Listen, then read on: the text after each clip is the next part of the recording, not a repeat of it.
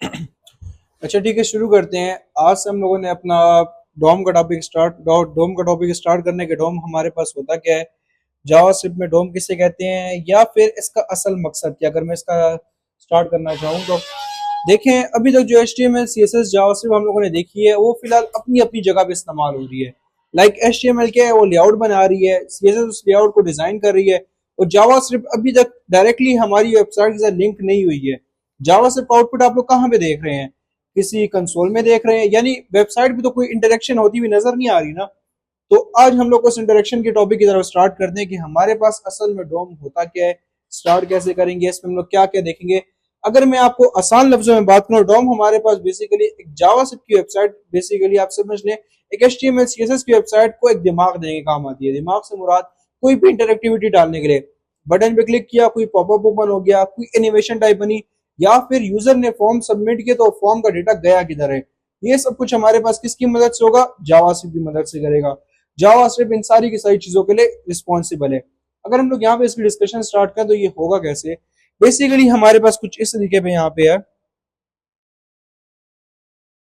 अगर यहाँ पे एक सेकंड की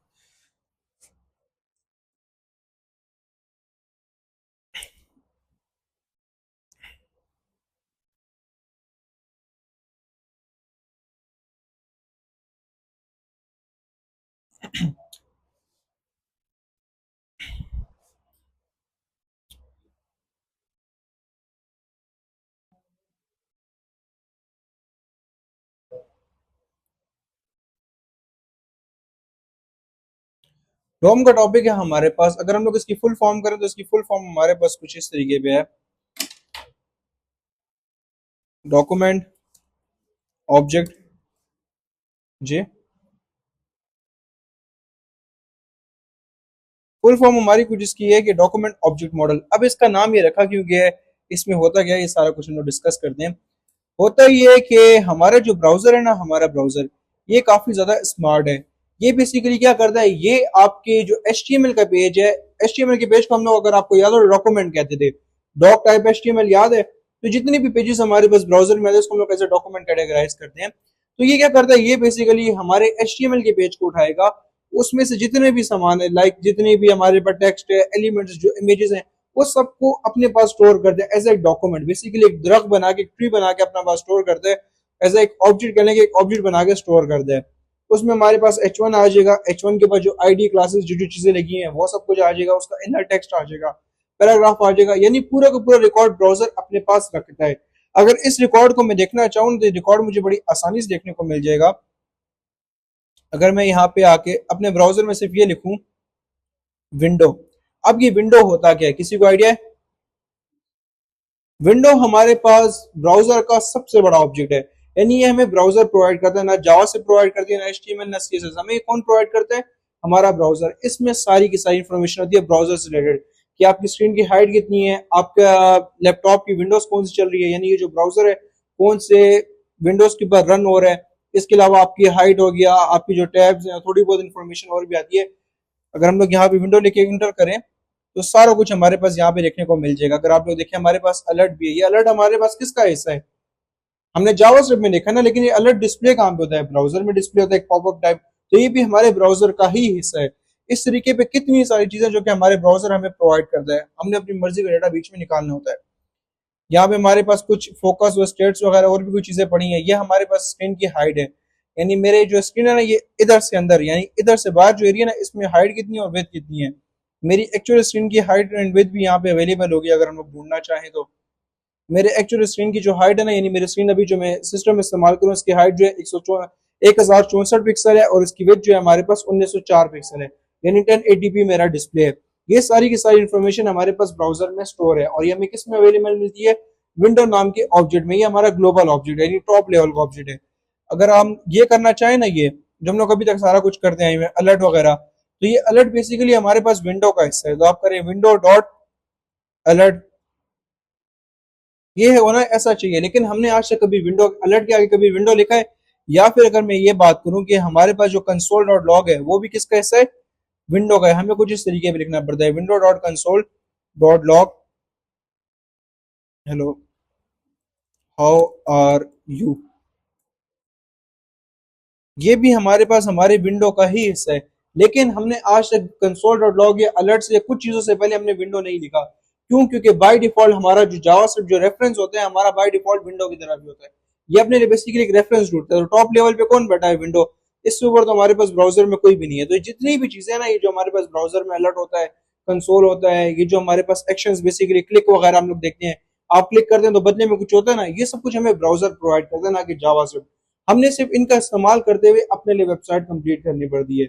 अब इन सारी बातों के बीच एक और बात ये भी है कि हमारा ब्राउजर क्या करता है, हमारे पूरे के पूरे जो HTML का पेज है ना, इसको भी अपने पास स्टोर करता है। नॉट एज अ, हमें एज अ टैग वगैरह नहीं करता, बेसिकली पूरी की पूरी इंफॉर्मेशन लाइक उसके हिस्से हिस्से करता है कि आईडी कौन सी है, क्लास कौन सी है, ऊपर और कौन से एट्रीब्यूट लगे, इनर वैल्यू क्या है, ये सब कुछ ब्राउजर अपने पास स्टोर करता है। करंटली मेरे पास कोई HTML लिखी हुई है तो मैं थोड़ी बहुत यहाँ पे लिखता हूँ।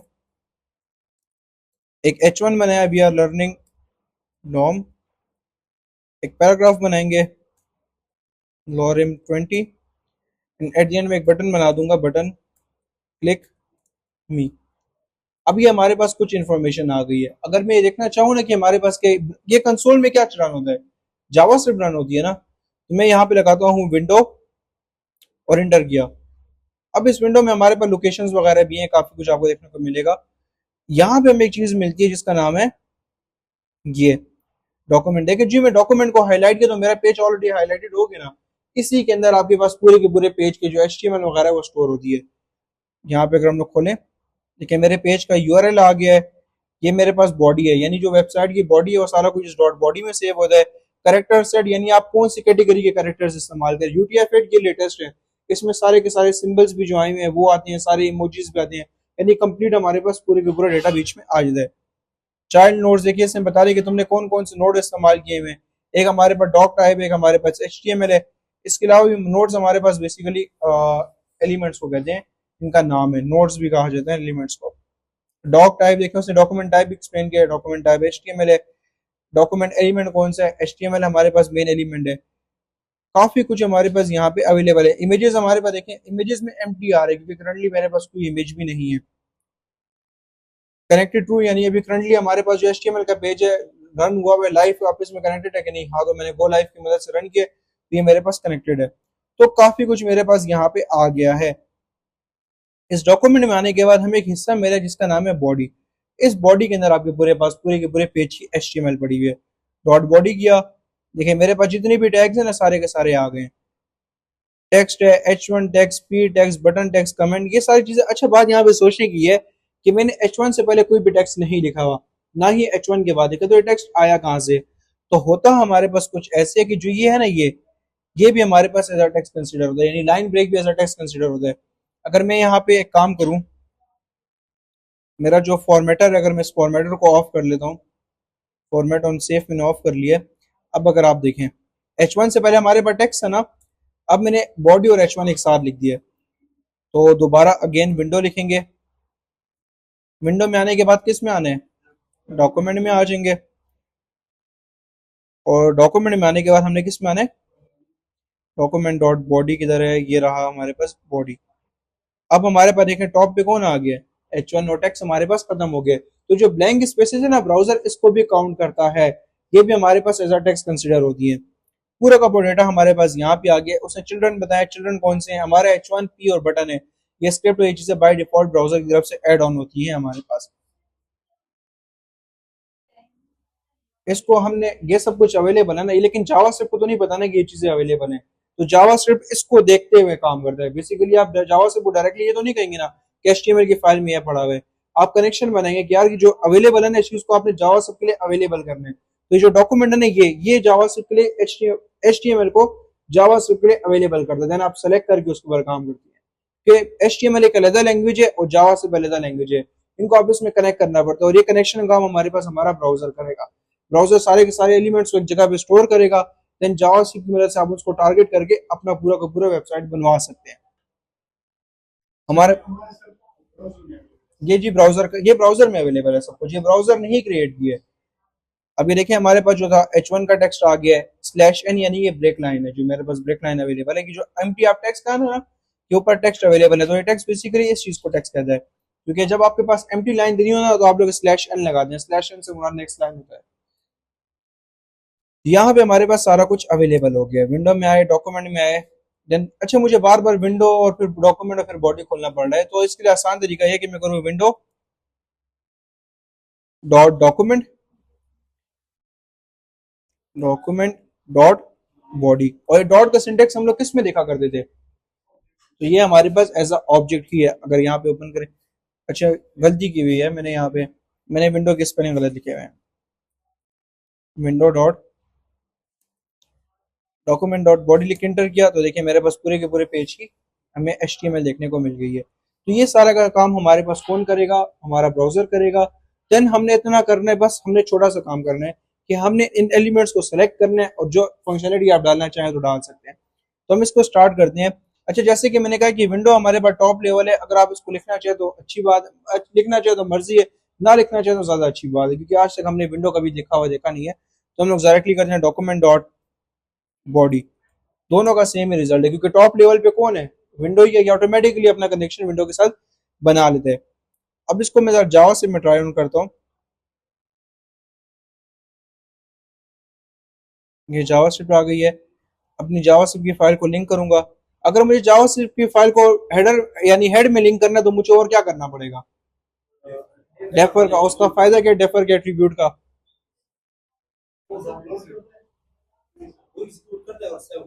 डेफर क्या करता है, डेफर उस जावास्क्रिप्ट की फाइल को लोड करता है लेकिन एग्जीक्यूट नहीं करता। एग्जीक्यूट कब करता है, जब पूरी HTML हमारे पास रेंडर हो जाए उसके बाद ही हमारे पास वो एट्रीब्यूट उसको रन करता है, एग्जीक्यूट कराता है।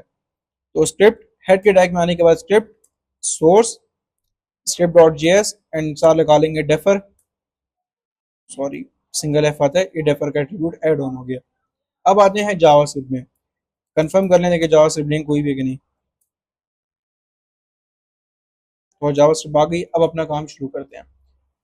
तो अगर मैं यहाँ पे भी करूँ ना कंसोल डॉट लॉग विंडो, तो मैं यहाँ पे भी सब कुछ देखने को मिल जाएगा।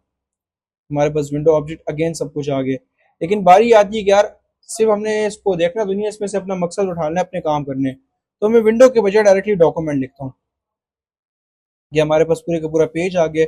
अब इस वेबसाइट तक एक्सेस करने के लिए डॉक्यूमेंट के बाद मुझे क्या लिखना पड़ता है, डॉक्यूमेंट डॉट डॉट बॉडी। अब मेरे पास पूरी की पूरी वेबसाइट का कोड एक्सेसिबल हो गया। अगर मैं इसके साथ कुछ करना चाहूँ ना, कोई चेंजेस वगैरह, मैं वो भी कर सकता हूँ। मैं फिलहाल स्टार्ट करूंगा स्टाइलिंग से, ताकि हमें पता लगे कि हाँ जावा से अपने कंट्रोल ले लिए। हम अपनी स्टाइलिंग से स्टार्ट करते हैं। तो ये काफी लोगों से एब्सेंट थे तो ये दोबारा करा रहा हूँ, डॉक्यूमेंट डॉट बॉडी। और हम लोग स्टाइलिंग लगाएंगे डॉट स्टाइल। अच्छा, आपने ये याद रखना है कि आपने इस तरीके पे स्टाइलिंग कभी भी नहीं करनी है। मैं सभी भी सिखा रहा हूँ तभी मैं बता रहा हूँ, लेकिन आप लोगों ने हकीकत में नहीं करनी, मसला ये है। चलिए आप खुद ही देख लें।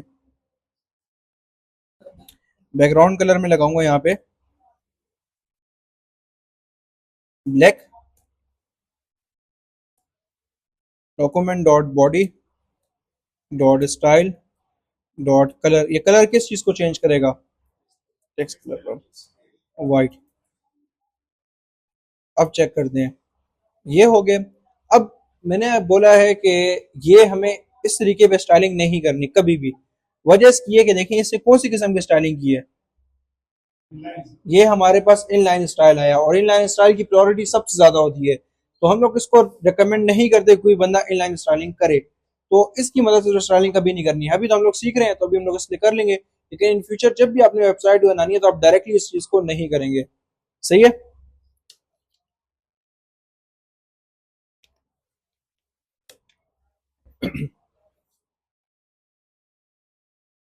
बढ़ते हैं अपने कामों की तरफ, अपना अगला काम शुरू करते हैं। अच्छा, एक बात यह है कि मुझे देखें बार बार इतनी बड़ी लाइन, मुझे सेम लाइन दोबारा लिखनी पड़ रही है, ये रिपीटेशन हुई है ना। तो क्यों ना इस सेम एरिया को मैं एक जगह पे स्टोर कर लूं अपने वेरिएबल में, सही रहेगा ना। तो मैं आके लगाता हूँ const body is equals to document dot body. बस आप चाहें तो इस तरीके भी कर सकते हैं, या फिर अगर मैं यहाँ पे करूँ body dot style dot background colour black. तो आप इस तरीके में करना चाहें तो आप कर सकते हैं, या फिर मैं कंप्लीट लाइन इसी में सेव कर लूंगा, document dot body dot style और उसके बाद सिंपली क्या करूंगा, बॉडी डॉट बैकग्राउंड इतना करूंगा। तो आप दोनों तरीके लगा सकते हैं। मकसद क्या है कि रिपीटेशन कम हो गई है, बस ऊपर ही वेरिएबल में डेटा सेव हो गया। नहीं सिलेक्शन मैंने क्या की है कि मैंने पहली टारगेटिंग की है ना अपनी बॉडी को, जो एचटीएमएल की बॉडी है उसे एचटीएमएल जावा से मैं टारगेट किया ना, तो आके देखेंगे हमें बिल्कुल सेम रिजल्ट देखने को मिल जाएंगे। अच्छा बात यहाँ पे है कि ये जो टारगेटिंग की है ये इतनी आसान नहीं है। आसान से मुराद अभी तक मैंने किसी H1 को टारगेट नहीं किया, सिर्फ बॉडी को करी जा रहा हूँ। तो बंदा सोचे कि हाँ हम तो डायरेक्टली इस H1 को भी टारगेट कर लेंगे, लेकिन डॉक्यूमेंट डॉट बॉडी, क्योंकि H1 किस में पड़ा हुआ है, बॉडी में पड़ा हुआ है ना, तो डॉट H1 कर ले। H1 एग्जिस्ट करता है ना मेरे पास, H1 मैंने बनाया हुआ ना यहाँ पे, ये मेरे पास H1 है ना। सेकंड में जरा फॉर्मेटर इनेबल कर लूँ। तो अगर मैं यहाँ पे देखता हूँ कि मैंने लिखा कंसोल डॉट लॉग H1, तो क्या होना चाहिए, H1 का टैग आ जाना चाहिए ना। अब अगर जाके देखें तो मेरे पास कंसोल में क्या है, अनडिफाइंड है, जबकि H1 बना हुआ है। तो ये तरीका हमारे पास गलत है। आप डॉक्यूमेंट डॉट बॉडी की मदद सिर्फ बॉडी को ही सेलेक्ट कर सकते हैं, ना कि उसके इनर चाइल्ड्स को। ये H1 पैराग्राफ बटन उसके इनर चाइल्ड है ना, इन चीजों को आप लोग सेलेक्ट नहीं कर सकते। इन चीजों को सिलेक्शन के लिए आपको स्पेसिफिक टारगेट ढूंढना पड़ेगा, यानी कुछ ऐसा तरीका देखना पड़ेगा जिसमें आप डायरेक्टली H1 को सेलेक्ट कर पाए, डायरेक्टली H2 या जितनी भी टैग्स हैं डायरेक्टली उनको सेलेक्ट कर पाए।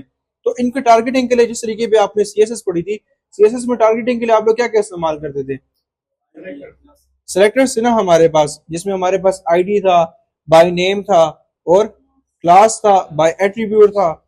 इसमें हमारे पास डिफरेंट किस्म के सिलेक्टर्स थे। एग्जैक्टली वही हमारे पास जो सिलेक्टर्स है सारे के सारे यहाँ पे भी एग्जिस्ट करते हैं, उनकी मदद से हम लोग यहाँ पे भी सेलेक्ट कर सकते हैं। एक हमारे पास है by ID, by class, by name, बस तीन में यहाँ पे लिख रहा हूँ, बाकी दो हमारे पास यूनिक हैं, उनको हम लोग समझेंगे। क्यूरी सिलेक्टर है एक, और एक हमारे पास क्यूरी सिलेक्टर ऑल है। इनका डिफरेंस समझते हैं। अच्छा ये जो बाय आईडी है ना, इसका मतलब है गेट एलिमेंट बाय आईडी। ये आपको देखें अपने नाम से ही बता रहा है, गेट एलिमेंट बाय आईडी, यानी किसी एलिमेंट को इस आईडी के साथ ढूंढो। यानी जाओ एचटीएमएल की फाइल में, देखो ये आईडी किस एलिमेंट पे लगी हुई है, जिस पे भी लगी हुई है उस एलिमेंट को उठा के ले आओ। बाय नेम भी, बाय क्लास भी कह रहे हैं यार एचटीएमएल में जाओ जिस एलिमेंट के ऊपर ये क्लास लगी है उसको पकड़ के ले आओ। बाय नेम में कह रहे हैं कि जो एलिमेंट है इसको उठा के ले आओ। ये तीन तो हमारे पास सिंपली इस तरीके पे ही है। Gate element by tag name है, गेट एलिमेंट बाय क्लास, और एक हमारे पास है gate element by tag name. तो ये हमारे पास चंद सेलेक्टर्स हैं। ये तीन तो तकरीबन आपको आइडिया होगा ही इनका, आईडी की मदद से, क्लास की मदद से, और उसकी मदद से, नेम की मदद से। आखिरी एक हमारे पास क्यूरी सिलेक्टर और एक हमारे पास क्यूरी सिलेक्टर ऑल है। अच्छा ये हमारे पास पहले एग्जिस्ट नहीं करता था सिलेक्टर, ये हमारे पास पहले एग्जिस्ट नहीं करता था। ये चीज हमारे पास इंट्रोड्यूस हुई है और जो जावास्क्रिप्ट की लेटेस्ट अपडेट है हमारे पास उसमें आया था, इन 2016 में आया था। लेटेस्ट से मुराद अपडेट तो पिछले महीने भी आई है, लेकिन जो सबसे बड़ी अपडेट है ना वो हमारे पास 2016 की थी। 2020 में भी मेरे ख्याल में एक आई है, कंफर्म मुझे नहीं पता।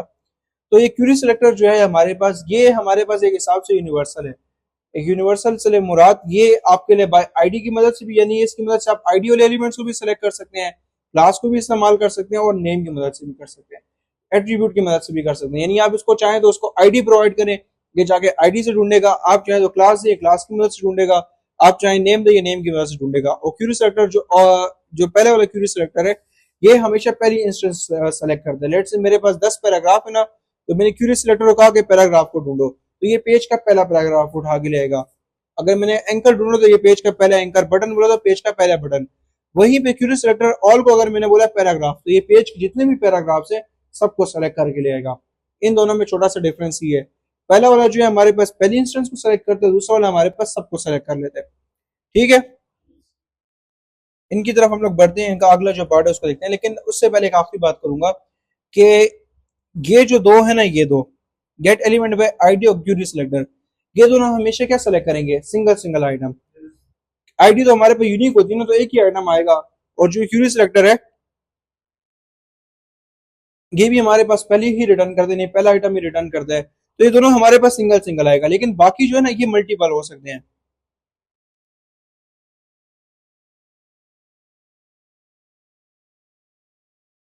क्यों बंद हुआ है?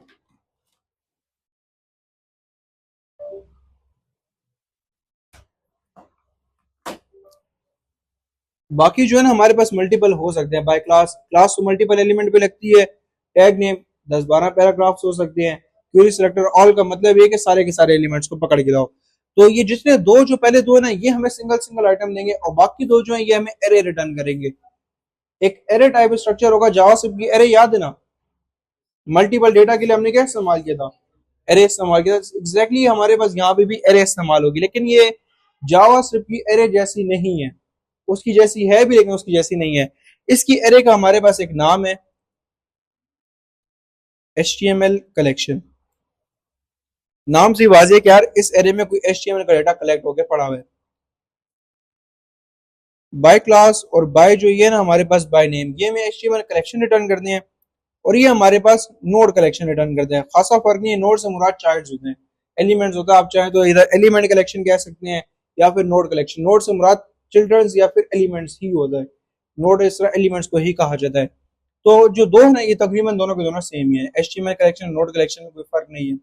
अभी इनमें डिफरेंस मेरे हिसाब से थोड़ा सा ये है कि जो HTML कलेक्शन है ना इसके ऊपर हमारे पास एरे के मेथड्स काम नहीं करते। यानी ये push pop shift unshift slice splice के मेथड्स के दे रहे वो सारे के सारे इसके ऊपर नहीं चलते। ये बस एक खाली सा कंटेनर है, खाली सा डब्बा है जिसमें डेटा स्टोर होगा। ना आप इसमें से क्या कहते हैं किसी आइटम को रिमूव कर सकते हैं, कुछ भी नहीं कर सकते। बस ये एक हार्डकोडेड है, या के पड़ी हुई तो बस आपने इसको इस्तेमाल करना है, चेंजेस इसमें नहीं कर सकते। ओरिजिनल एरे में तो सब कुछ पॉसिबल है ना, लेकिन इस वाले में हमारे पास चीजें पॉसिबल नहीं है। तो ये एरे लाइक स्ट्रक्चर ये है लेकिन एरे जैसा नहीं है। एरे है भी लेकिन एरे नहीं है। इसको हम लोग HTML कलेक्शन ही बोला करेंगे। और एरे ना होने की वजह से क्या लाइक किस वजह से हमने इसको ओरिजिनल एरे नहीं बोला? उसमें हमारे पास ओरिजिनल एरे वाले मेथड्स वर्क नहीं करते हैं। बस जितने भी हैं पुश पॉप जो एरे को चेंज कर रहे हैं वो सारे के सारे हमारे पास में नहीं चलते। ले रहे हैं यहाँ तक? हाँ, ये वही चीज है, दोनों की दोनों सेम ही है। बस एक जगह पे नोड कहते हैं, एक जगह पे HTML कहते हैं। नोड कलेक्शन में मेरा जहां तक ख्याल है इसमें हमारे पास एरे के कुछ मेथड्स काम करते हैं। वो मेथड्स हमने नहीं पढ़े जो कि फॉर ईच है, मैप है, ये चीजें हम लोगों ने नहीं पढ़ी हुई। वो इसके ऊपर काम करती हैं, ऊपर वाले पे काम नहीं करती। हम लोग देखेंगे तो समझ आ जाएगी। बस दोनों का छोटा सा ही डिफरेंस है, इतना कोई खास डिफरेंस नहीं है। अच्छा आगे बढ़ते हैं। अभी हम लोगों ने जो चीजें देखी हैं इनको इस्तेमाल करना शुरू करते हैं। आईडी और क्वेरी सिलेक्टर हमें क्या रिटर्न करेगा? Single single item. तो मैं इस H1 को एक आईडी देता हूँ। आईडी इज इक्वल्स टू दे देंगे इसको हेडिंग। मेरे पास हो सकता है पेज में और भी H1 हो।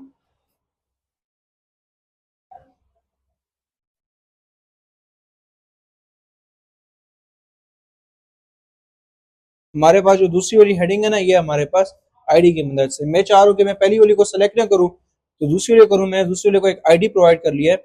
अब आते हैं यहाँ पे सेलेक्ट करने के लिखूंगा document dot get element by ID और इसमें आपको सिंपली आईडी प्रोवाइड करनी है जो कि आपके एलिमेंट पे लगी हुई है। मेरे केस में आईडी क्या लगी हुई है? हेडिंग लगी हुई है। मैं लगा दिया हेडिंग बस। अगर आप इसको आप कंसोल में देखना चाहें कि H1 सेलेक्ट हुआ है कि नहीं तो देख सकते हैं। H1 को सेलेक्ट हुआ है कि नहीं कंसोल में आके देखना चाहें। देखिए मेरा H1 जो है सिंपली यहाँ पे सिलेक्ट हुआ है। ये इसने बेसिकली इस तरीके में शो कराया। देखिए H1 है, ऊपर आईडी लगी हुई है। थोड़ा सा स्क्रॉल करूँ तो देखें उसका इनर टेक्स्ट हमारे पास आ गया, वी आर लर्निंग डॉम हमारे पास आ गया। तो ये basically gate element by ID की मदद से आप ऐसे ही आइटम्स को सेलेक्ट कर दें और ये हमें क्या रिटर्न करेगा? ये हमेशा हमेशा हमें एक सिंगल आइटम ही रिटर्न करेगा। गेट एलिमेंट बाय आईडी अच्छे से सेलेक्ट तो नहीं करना, ऊपर हमने काम लगवाने हैं तो हम लोग इसके लिए करेंगे कॉन्स्ट इस ID const H1 is equals to document dot get element by ID और आईडी में यहाँ पे प्रोवाइड कर दूंगा। तो मेरे पास 2 दफा आ गया।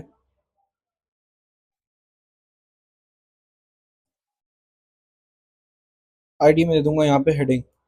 अब कुछ थोड़ी बहुत चेंजेस कर दें इसके बाद। तो हमारे पास स्टाइलिंग फिलहाल तो हम लोग स्टाइल चेंज कर सकते हैं और तो हम लोग कुछ नहीं कर रहे हैं। तो मैं यहाँ पे कर लूंगा H1 dot style dot colour change करते हैं, इसका text colour is equals to red. अब जाकर देखते हैं तो हमारे H1 कलर के कलर सिंपली रेड हो गए। तो इस तरीके पे आप एलिमेंट्स को सेलेक्ट करके स्टाइलिंग वगैरह करवाना चाहें तो आप करवा सकते हैं, और भी करवाना चाहें तो और भी कर सकते हैं। मैं कहता हूँ कि यार बैकग्राउंड कलर भी चेंज करो, दोबारा लिखा H1 dot style dot background colour is equals to orange. देखिए अब बैकग्राउंड हमारे पास ऑरेंज हो गया और कलर हमारे पास रेड हो गया। तो जब आपको किसी एक स्पेसिफिक एलिमेंट को चेंज करना है तो उसके लिए आप क्या करेंगे, आईडी का इस्तेमाल करेंगे। अब बारी आती है कि मल्टीपल को एक साथ स्टाइलिंग देनी है, यानी मेरे पास पेज पे कितने पैराग्राफ्स है, फिलहाल तो एक बना हुआ है, तो मैं यहाँ पे करूंगा, तो ये नहीं होगा ना क्योंकि मैंने इसको स्पेसिफिक बनाया ना। यहाँ पे मैंने जावास्क्रिप्ट में एक्सप्लेन किया कि यार सिर्फ उसी H1 को उठा के लाओ जिसकी आईडी हमारे पास के हेडिंग है, यानी हेडिंग नाम की आईडी जिस एलिमेंट पे लगी है बस उसे ही उठा के लाओ। भले वो हेडिंग पे, भले वो H1 पे लगी है, भले H2 पे लगी, जिस पे भी लगी है, ये क्या करेगा, उस आईडी वाले एलिमेंट को उठा के ले आएगा। अगर मैं यहाँ पे पैराग्राफ भी कर दूं ना, मैंने पैराग्राफ को आईडी दे दी किसकी, ये, तो उससे फर्क नहीं पड़ता कि यार कौन सा एलिमेंट है, उसका बस ये गर्ज है कि यार जिस पे भी लगी है बस उठा के लाओ, हेडिंग है कि जो कुछ भी है, आईडी लगी है उसका मतलब इसका आना लाजमी है। अच्छा हम लोग पैराग्राफ्स की डिस्कशन कर रहे थे, मैं यहाँ पे कुछ चंद पैराग्राफ्स बनाता हूँ। पैराग्राफ डॉट क्लास पैरा,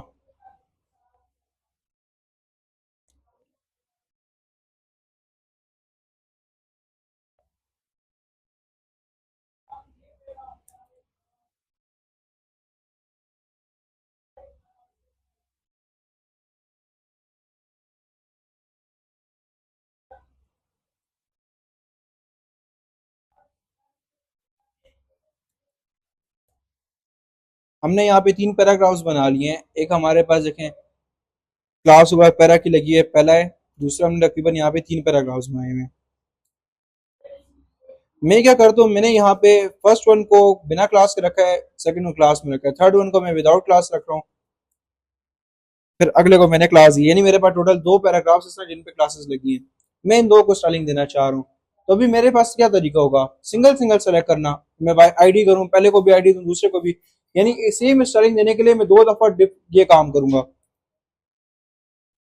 यानी जिस जिसको मैंने देखा तो मैं यहाँ पे लगाऊं आईडी पैरा 1,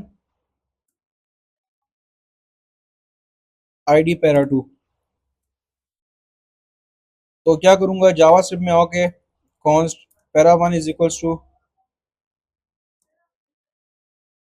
मैं वही समझा रहा हूँ, document dot get element by ID. अगर मेरे पास क्लास का मेथड एग्जिस्ट नहीं करता तो, हमारे पास क्लास का तरीका फिलहाल नहीं है, आप ऐसे समझे कि एग्जिस्ट नहीं करता, तो मुझे क्या करना पड़ेगा, पहले इंडिविजुअली इन दोनों को सेलेक्ट करना पड़ेगा। आगे लिखा para 1, para 1 dot style dot background colour is equals to black, और फिर again const para 2 is equals to document dot get element by id para 2 dot style dot background color is equals to black। यहाँ पे भी मैं इसका colour change करूंगा, para 1 dot style dot colour is equals to white, para 2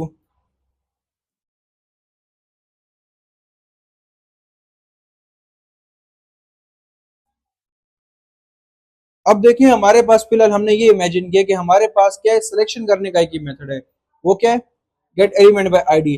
तो जब मुझे multiple elements को सेलेक्ट करना तो मुझे क्या करना पड़ेगा, स्टाइलिंग बिल्कुल सेम ही है, बार बार उनको आईडी दे रहा हूँ, यानी सेम काम के लिए मुझे कोड रिपीट करना पड़ा है। कुछ ऐसा तरीका मेरे पास होना चाहिए कि जिस जिस एलिमेंट को मैंने सेम स्टाइलिंग देनी है तो उन सबको मैं एक साथ ही सेलेक्ट कर लूँ। अगर मैं बाय टैग नेम करूँ तो सारे के सारे पैराग्राफ्स पे लग जाएगी। तो यहाँ पे बेहतरीन हल हमारे पास कौन सा निकलता है, बाय क्लास का, सेम आईडी देंगे तब काम नहीं करेगा, एक आईडी यूनिक होती है, यूनिक पहचान है। तो मैंने सबको सेम क्लास दे दी, जिन जिन पे मैंने लगवाना था उनको मैंने सेम क्लास दे दी। तो मैं इस वाले को हटा के आगे आसान लफ्जों में लिखूंगा कॉन्स्ट पैरा पैरास कर लूंगा, पैरास से मुराद पैराग्राफ्स। बिल्कुल लगा सकते हैं, कोई मसला नहीं है। मुझे पता है कि मैंने कभी इसकी वैल्यू अपडेट नहीं करनी, इस वेरिएबल में कभी वैल्यू अपडेट नहीं होनी, तो इस वजह से मैं इसको कॉन्स की मदद से लगा रहा हूँ। आप लेट की मदद से भी बना सकते हैं, कोई फर्क नहीं पड़ता। देखिए, जब मुझे पता होगा ना कि मैंने किसी भी पॉइंट पे जाके पेरस की वैल्यू अपडेट करनी है, यानी बीच में कुछ नया आइटम सेव करना है, तब मैं लेट की मदद से बनाता।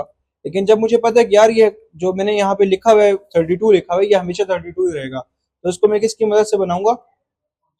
कॉन्स्ट की मदद, ताकि ये कोई अपडेट ही ना कर सके। एक वैल्यू कोई अब वेरिएबल अपडेशन की बात है ना, कि वेरिएबल हमारे पास अपडेट ना हो। तो document dot get element bye class name, वहां पे मैंने पेरस नाम की क्लास दी हुई है दो पैराग्राफ्स के ऊपर। तो आते हैं और यहाँ पे हमारी क्लास में नाम लिख लेंगे पेरस, नाम था कि पैरा था, पैरा के नाम से।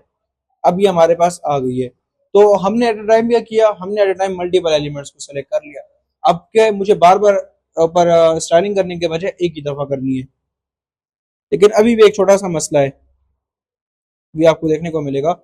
मैंने पेरस को कंसोल किया तो देखिए मेरे पास क्या है, HTML कलेक्शन, जिसमें हमारे पास क्या है, एक पहला पैराग्राफ है जिसमें हमारे पास क्या है, एक पैरा 1 की आईडी लगी हुई है और पैरा की क्लास लगी है। दूसरा पैराग्राफ है जिसमें पैरा 2 की आईडी लगी है और पैरा हमारे पास क्लास लगी हुई है। यानी सिलेक्शन तो हमारी प्रॉपरली हो गई है। अब आती है स्टाइलिंग की बारी। स्टाइलिंग शुरू करते हैं। तो अभी मुझे बताएं, मैं सेम काम करना चाह रहा हूँ कि जो पैराग्राफ्स है इनका बैकग्राउंड कलर हो जाए ब्लैक और टेक्स्ट कलर हो जाए व्हाइट। तो ये कैसे करूंगा? पैरास डॉट स्टाइल डॉट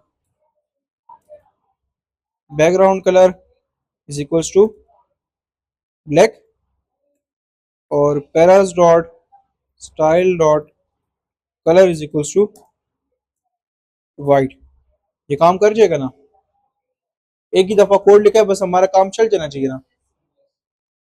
हम्म, होगा कि नहीं होगा? वजह, gate element bye class name ने हमें क्या रिटर्न किया है?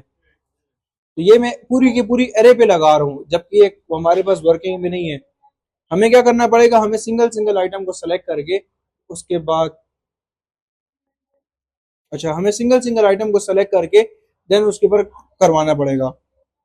ठीक है, अब हमारे पास एरर आ गया कि यार can not set only undefined आ गया। ये पुराना है ना, एक नया वाला जो क्वेरी सिलेक्टर ऑल है ना, उसमें मैं लूप चलाने की जरूरत नहीं होती, ऑटोमेटिकली सब पे चला दिया है। तो ये हमारे पास कुछ इस तरीके पे आया। अभी मुझे क्या करना है, मुझे इस मसले का हल निकालना है। तो इस मसले का हल आपकी नजर में क्या है, कि मैं कुछ ऐसा करूं, यानी पहले जीरो इंडेक्स लिखूं, देन जीरो, इस तरीके पे करूँ ना, इंडेक्सिंग की बेस पे करूंगा ना। मैंने एरे के पहले आइटम को निकाल के उसको बोला, फिर एरे के दूसरे आइटम को बोला, तो हमारे पास काम हो गया। लेकिन मुझे पता है फिर इन दोनों में फर्क ही क्या है। कल को 10 पैराग्राफ आ गए तब मैं क्या करूंगा? तो फिलहाल हम लोग इसी को इस्तेमाल करेंगे, हम इसको रिप्लेस नहीं कर सकते अभी के लिए। तो मुझे बताएं इसके लिए आपकी नजर में क्या सोल्यूशन है? फॉर ईच लूप जो है वो ओरिजिनल एरे का है, वो हमारा इसके ऊपर काम नहीं करता। ये हमारी HTML कलेक्शन है, HTML कलेक्शन के ऊपर एरे के ओरिजिनल मेथड्स काम नहीं करते। ये हमारे पास HTML कलेक्शन है, इसके ऊपर एरे के ओरिजिनल मेथड काम नहीं करते। मसला देखें, ये कल को अगर 4 पैराग्राफ्स और लगानी है तो क्या करूंगा? चारों को मैं आगे दोबारा सेलेक्ट करूंगा, या फिर मेरे पास पीछे पैराग्राफ डिलीट हो जाते हैं। ये जो सेकंड नंबर का आखिरी पैराग्राफ है ये मैंने डिलीट कर लिया। अब देखें, अब तो मेरे पास एरर एरर आ गया ना। इसके साथ हम लोग क्या करेंगे? तो मुझे कोई ऐसा मेथड बनाए ना, बताए जिसकी मदद से मेरा काम ऑटोमेटिकली हो जाए। कल को अगर 100 पैराग्राफ आते हैं, सब पे स्टारिंग लग जाए, जिन जिन में पैरा की क्लास लिखी हुई है सब पे स्टारिंग लग जाए, और कल को अगर एक भी नहीं रहता तो मेरे पास एरर भी ना है। फॉर लूप लगाएंगे, सही है। फॉर लूप का तरीका मुझे बता दें। फॉर लूप हमारे पास कैसे बनता है? Let i is equal to, starting point क्या रखेंगे? जीरो, जीरो रखने की क्या वजह? 1 की वजह हो जाए। हमने एरे हमेशा कहाँ से स्टार्ट करनी है? जीरो से। तो स्टार्टिंग पॉइंट क्या होगा? उसके बाद कंडीशन क्या देंगे? कितना चलना है, मैं ये चाह रहा हूँ। मैं आपको यहाँ पे, मैं लेस देन 10,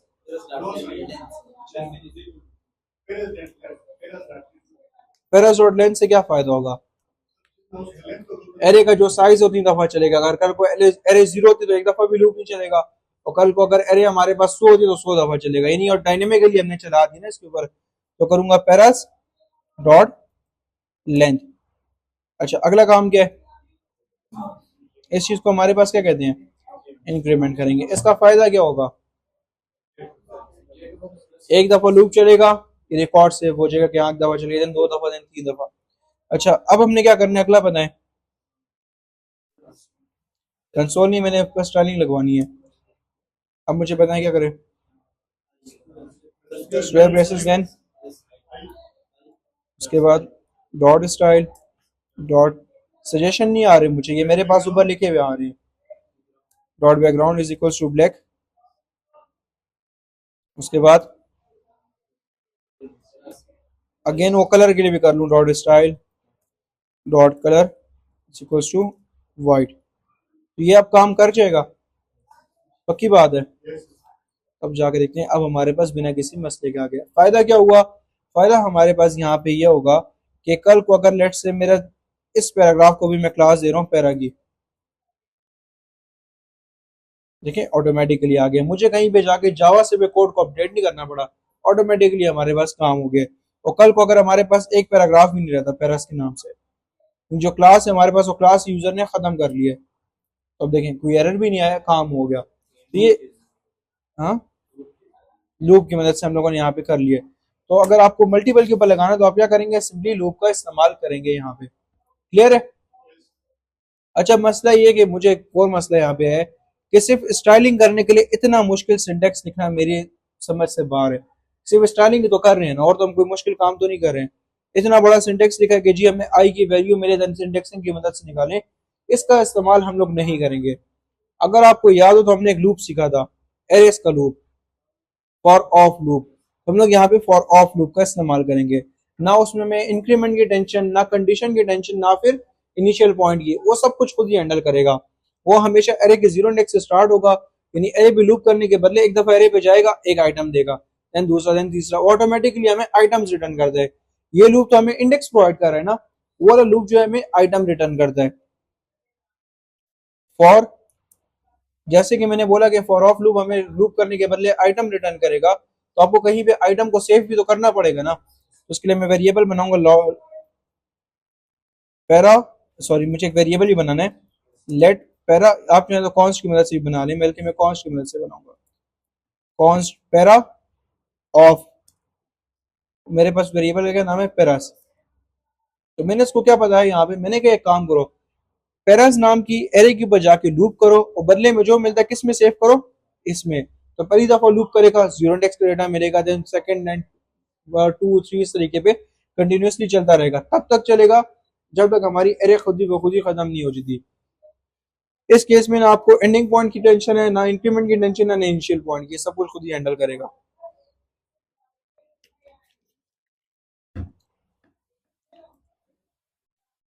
तो लगा लेंगे पैरा डॉट, अच्छा मैं डायरेक्टली डॉट स्टाइल क्यों लगा रहा हूँ? मैंने इस तरीके पे यहाँ पे पैरा डॉट के आगे ये क्यों नहीं लिखा?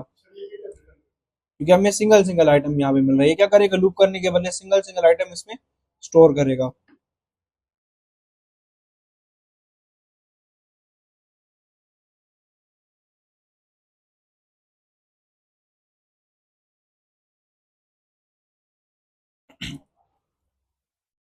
ठीक है, हमारे पास सेम काम आ गया। लेस सिंटेक्स, यानी हमारे पास इतनी चीजों की टेंशन लेने के बजाय ना हमें इनफाइनाइट लूप की टेंशन, ना हमें कंडीशन रॉन्ग होने की टेंशन, बस डायरेक्टली ये सब कुछ काम हो रहा है। फायदा अगेन वही, कल को हमारे पास अगर एक पैराग्राफ भी ना रहे तब भी कोई मसला नहीं है, लूप चलेगा ही नहीं। और कल को हमारे पास अगर ज्यादा हो जाए तब भी हमारे पास कोई मसला नहीं है। सब कुछ हमारे पास प्रॉपरली वर्क कर रहा है। समझ आ गई है यहाँ तक? तो जो एलिमेंट हमें, यानी जो सिलेक्शन, यानी जो टारगेटिंग का तरीका है, जो हमें एरे रिटर्न करेगा, उसके हम लोग कुछ इसी तरीके पे काम किया करेंगे। उसके लिए हमें लूप भी लगाना पड़ेगा। सही है?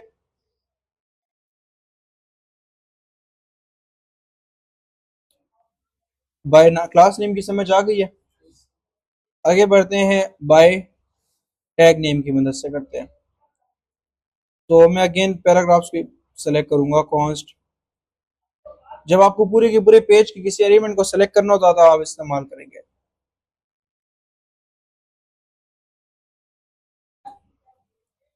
Bye name is equals to document dot get element by tag name, और बीच में सिर्फ आपने नेम पास करना है, ना कोई आईडी ना कोई आपको क्लास नेम, बस सिंपली एलिमेंट का नाम। तो मेरे केस में पैराग्राफ है। अगर मैं कंसोल डॉट लॉग करके देखता हूँ कि पैरास बाय नेम से मुझे क्या रिटर्न हुआ है, तो इसने देखिए मुझे क्या किए, HTML कलेक्शन जिसमें हमारे पास 1 2 3 और 4 पैराग्राफ्स लिखे हुए बीच में आ गए हैं। अगेन वही पूरा प्रोसेस, अगर कोई स्टाइलिंग करनी है तो हमें क्या करना पड़ेगा, अगर सब पे करनी है तो लूप भी चलाना पड़ेगा, या फिर सिंगल सिंगल के लिए आप ये कर सकते हैं paras by name 0 dot style dot background colour is equal to red. तो सिंगल सिंगल के लिए आपको ये इंडेक्सिंग का तरीका अपनाना पड़ेगा, लेकिन अगर सब पे करनी है तो आप लूप चलाएंगे। मुझे जरा इसके ऊपर लूप चलाने का तरीका बता दें। मैं इसके ऊपर लूप चलाना चाह रहा हूँ, फॉर ऑफ लूप, तरीका बता दे। देन कॉन्स्ट, अब अच्छा यहाँ पे हम लोग वेरिएबल नेम कोई भी रख सकते हैं, लाजमी नहीं कि आप ये रखें, मैं यहाँ पे रख लूँ, तो आप कोई भी करें। देन उसके बाद यानी जिस पे चलाना होता है उसको एंड में लिखना होता है, सही है। उसके बाद स्टाइलिंग करनी है मैंने, मी डॉट स्टाइल,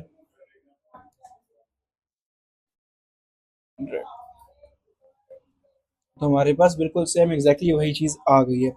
तो बाय टैग नेम और बाय नेम क्लास नेम जो हमें क्या रिटर्न करते हैं, सिंपली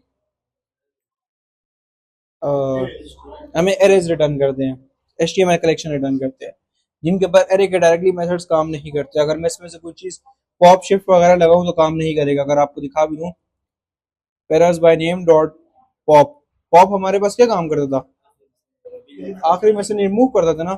हमारे पास देखिए यहाँ पे आ गया पॉप इज नॉट डिफाइंड, जबकि एरे के ऊपर तो काम करता है ना, लेकिन HTML कलेक्शन के ऊपर एरे के मेथड्स नहीं चलते। ये सिर्फ एक खाली कंटेनर है जो कुछ चीजों को स्टोर करता है। तो यहां तक समझ आ गई है। बाय आईडी क्या करेगा, बाय क्लास नेम, क्लास वालों को सिलेक्ट करेगा, और बाय नेम जितनी इंस्टेंस हुई सबको हमारे पास सेलेक्ट करेगा। ठीक है यहाँ तक। अगला हमारा सिलेक्शन का मेथड कौन सा है, एक हमारे पास क्यूरी सिलेक्टर है और एक क्यूरी सिलेक्टर ऑल है। हम सारे सिलेक्शन के मेथड्स को देख के देन ही आगे मूव करेंगे, देन आगे बढ़ेंगे। तो क्यूरी सिलेक्टर मैंने आपको जिक्र किया कि हमारे पास क्या यूनिवर्सल है। मैं यहाँ पे हेडिंग लिखता हूँ, डॉक्यूमेंट डॉट क्यूरी सिलेक्टर। आप यहाँ पे चाहें तो बाय नेम भी कर सकते हैं, मैंने लिखा H1, तो मैं कर लूंगा heading dot style dot background colour is equals to red, और अगेन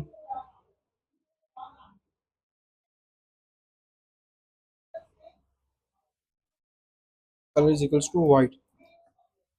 तो ये हमारे पास कितने H1 को चेंज करेगा, जो भी हमारे पास पहला होगा सिंपली, जो पहली अपकमिंग होगी उसको। ये पहला वाला हमारे पास सिंपली अपडेट हो गया, दूसरा वाला तो मेरे पास ऊपर से मैंने अपडेट किया हुआ है, तो वहां से हुआ है। तो बेसिकली ये हमारा क्यूरी सिलेक्टर है।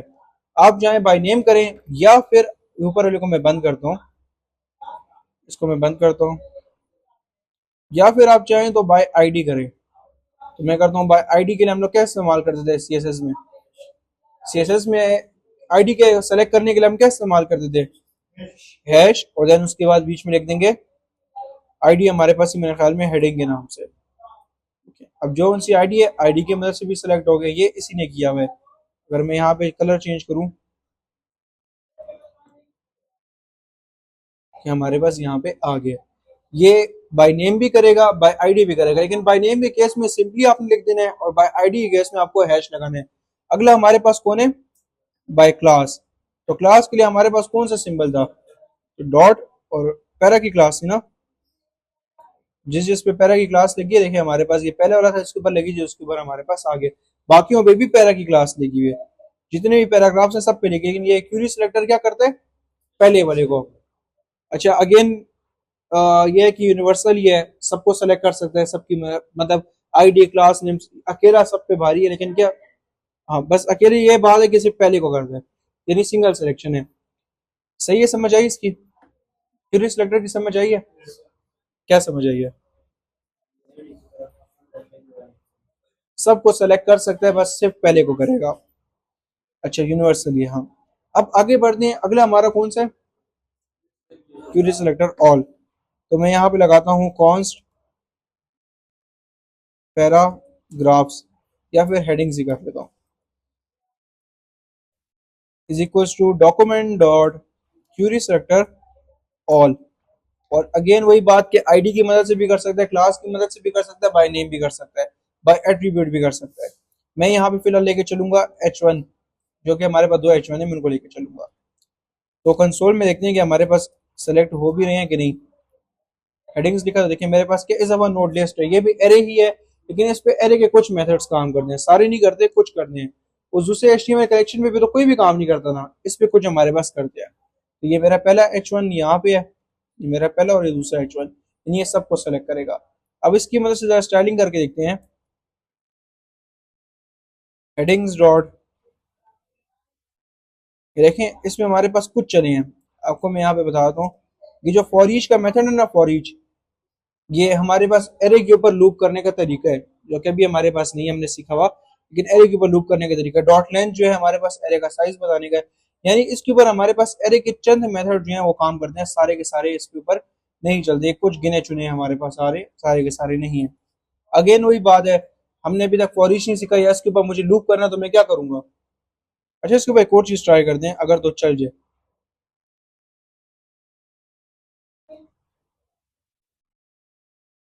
शायद नहीं चलेगी। नहीं चलेगी। सेट प्रॉपर्टीज ऑफ अनडिफाइंड, क्योंकि एरे है तो आपको अगेन वही करना पड़ेगा। लेकिन बस फायदा ये है कि आपके पास एरे का कुछ मेथड चल जाएंगे, इसके अलावा यूनिवर्सल है, सब कुछ ही सिलेक्ट किया जा सकता है। आईडी की मदद से भी क्लास सब कुछ आप क्लास में सिलेक्ट कर सकते हैं। तो मैं यहाँ पे करूंगा अगेन वही, for of let heading of headings, heading dot style dot BGC num, जितनी भी हेडिंग्स है सबकी हमारे पास एयर टाइम हो गई है। तो ये बस इसमें छोटा सा फर्क ये है, पहले ये था कि आपको क्लास नेम के लिए क्लास नेम वाला सिलेक्ट इस्तेमाल करना था पड़ता था। अब हम लोग क्यूरी सिलेक्टर ऑल की मदद से अकेला ज्यादातर अब वही इस्तेमाल होते हैं। अगर सिंगल सेलेक्ट करना है तो क्यूरी सिलेक्टर, अगर मल्टीपल सेलेक्ट करना है तो क्यूरी सिलेक्टर ऑल। सही है, यहाँ तक समझ आई है? ये सारे सिलेक्शन के मेथड्स हैं।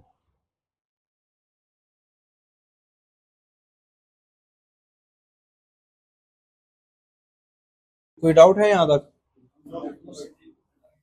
जी।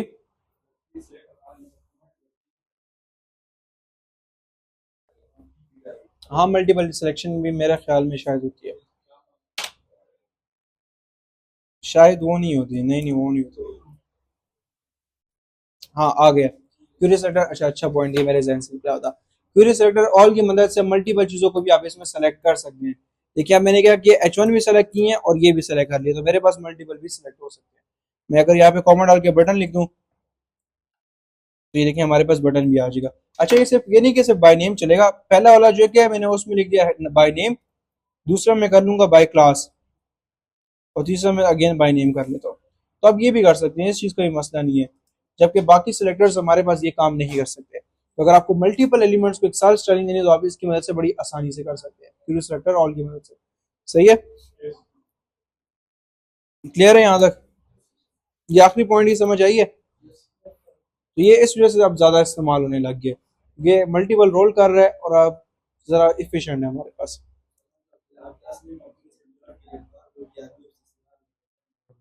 जी लाजमी, लाजमी करना पड़ता है, क्योंकि ये हमारे पास एक एरे रिटर्न करते हैं ना, और आपको अगर कुछ करें तो आप या तो इंडेक्सिंग के हिसाब से चलें, या फिर आप लूप ही चला के सबके ऊपर एक साथ ही करवा दें। क्लियर है यहाँ तक? कोई सवाल है किसी का?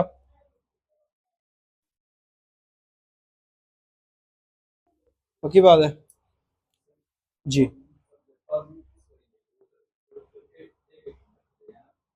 क्या? फॉर लूप जो है, हाँ,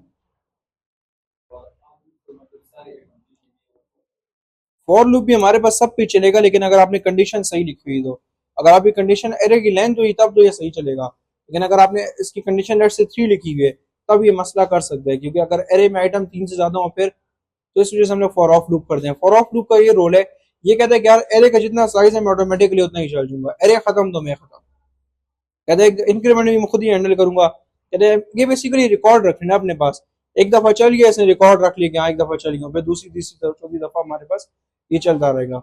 सही है।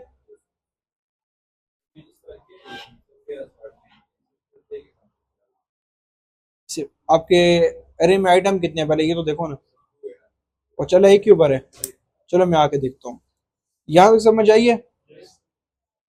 अब ऐसा करें कि आप लोग इसकी प्रैक्टिस करें, देन हम लोग इसका अगला पार्ट देखते हैं। सही है, अपना अगला काम शुरू करते हैं। यहाँ तक तो समझ आ गई है ना? अभी तक हमने सिर्फ क्या किया है, सिर्फ टारगेटिंग की है बस, और कुछ भी नहीं किया। अब अगला पार्ट ये कि टारगेट करने के बाद हम लोगों ने और कौन कौन सी चेंजेस कर सकते हैं। अब यहाँ पे जरा ज्यादा नजर रखना, हमारा अगला काम कुछ ज्यादा ही है, कुछ ज्यादा इंपॉर्टेंट काम है। सही है, सारे वापस आ गए ना? बस खैर है, जो लेट आए उसका नसीब। अब अगली बात यह है कि सिर्फ टारगेट नहीं करना, चेंजेस करें, तो हम लोग चेंजेस करना शुरू कर दें। फिलहाल मैंने सिर्फ स्टाइलिंग की है, डॉट स्टाइल, डॉट स्टाइल लगा के आप खोलेंगे तो सारी आपको सीएसएस यहाँ पे मिल जाएगी, लेकिन अगेन वो वाली सीएसएस रिकमेंडेड नहीं है। वजह वही हमारे पास इनलाइन स्टाइलिंग है तो हम इसको इस्तेमाल नहीं करते। अब आगे बढ़ते हैं, अगला काम देखते हैं कि आगे हमारे पास क्या आता है। अभी हम लोग जावास्क्रिप्ट की मदद से कुछ चीजें देखते हैं, कुछ एचटीएमएल के अंदर मैनिपुलेशन करते हैं। मैनिपुलेशन मतलब चेंजेस करते हैं। पहला ये है कि मेरे पास ये एक H1 है ना, इसके टेक्स्ट को चेंज कर दूं।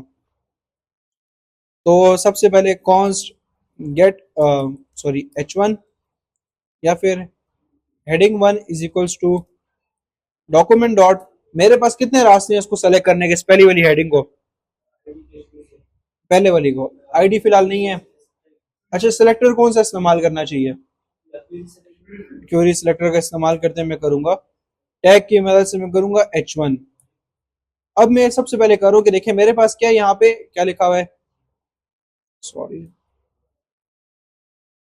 मेरे पास यहाँ पे लिखा है डॉम। अब मैं HTML की सॉरी जावास्क्रिप्ट की मदद से इसका टेक्स्ट वगैरह चेंज करता हूँ, इसमें और आइटम्स वगैरह ऐड करना तो मैं वो करूंगा।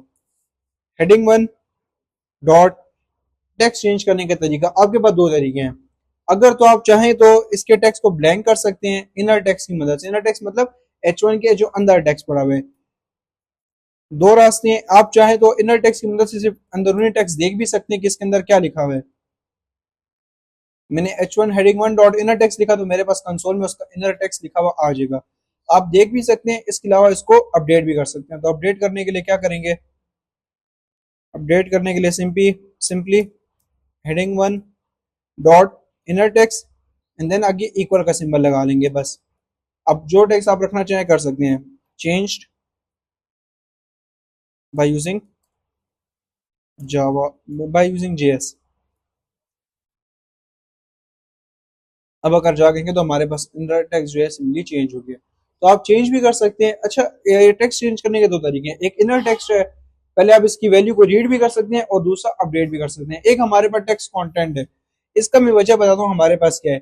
बाज दफा इस तरीके पे होता है कि लेट से हमारा H1 करंटली वेबसाइट के ऊपर डिस्प्ले नहीं हो रहा, इसके लिए मैं आगे करूंगा स्टाइल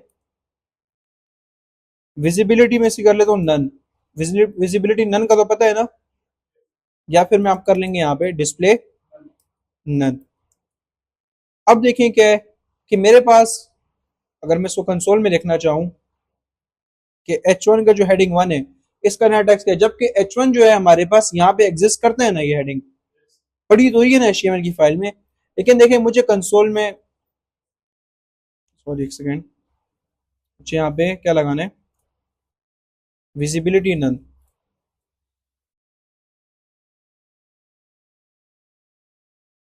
अच्छा शायद कोई,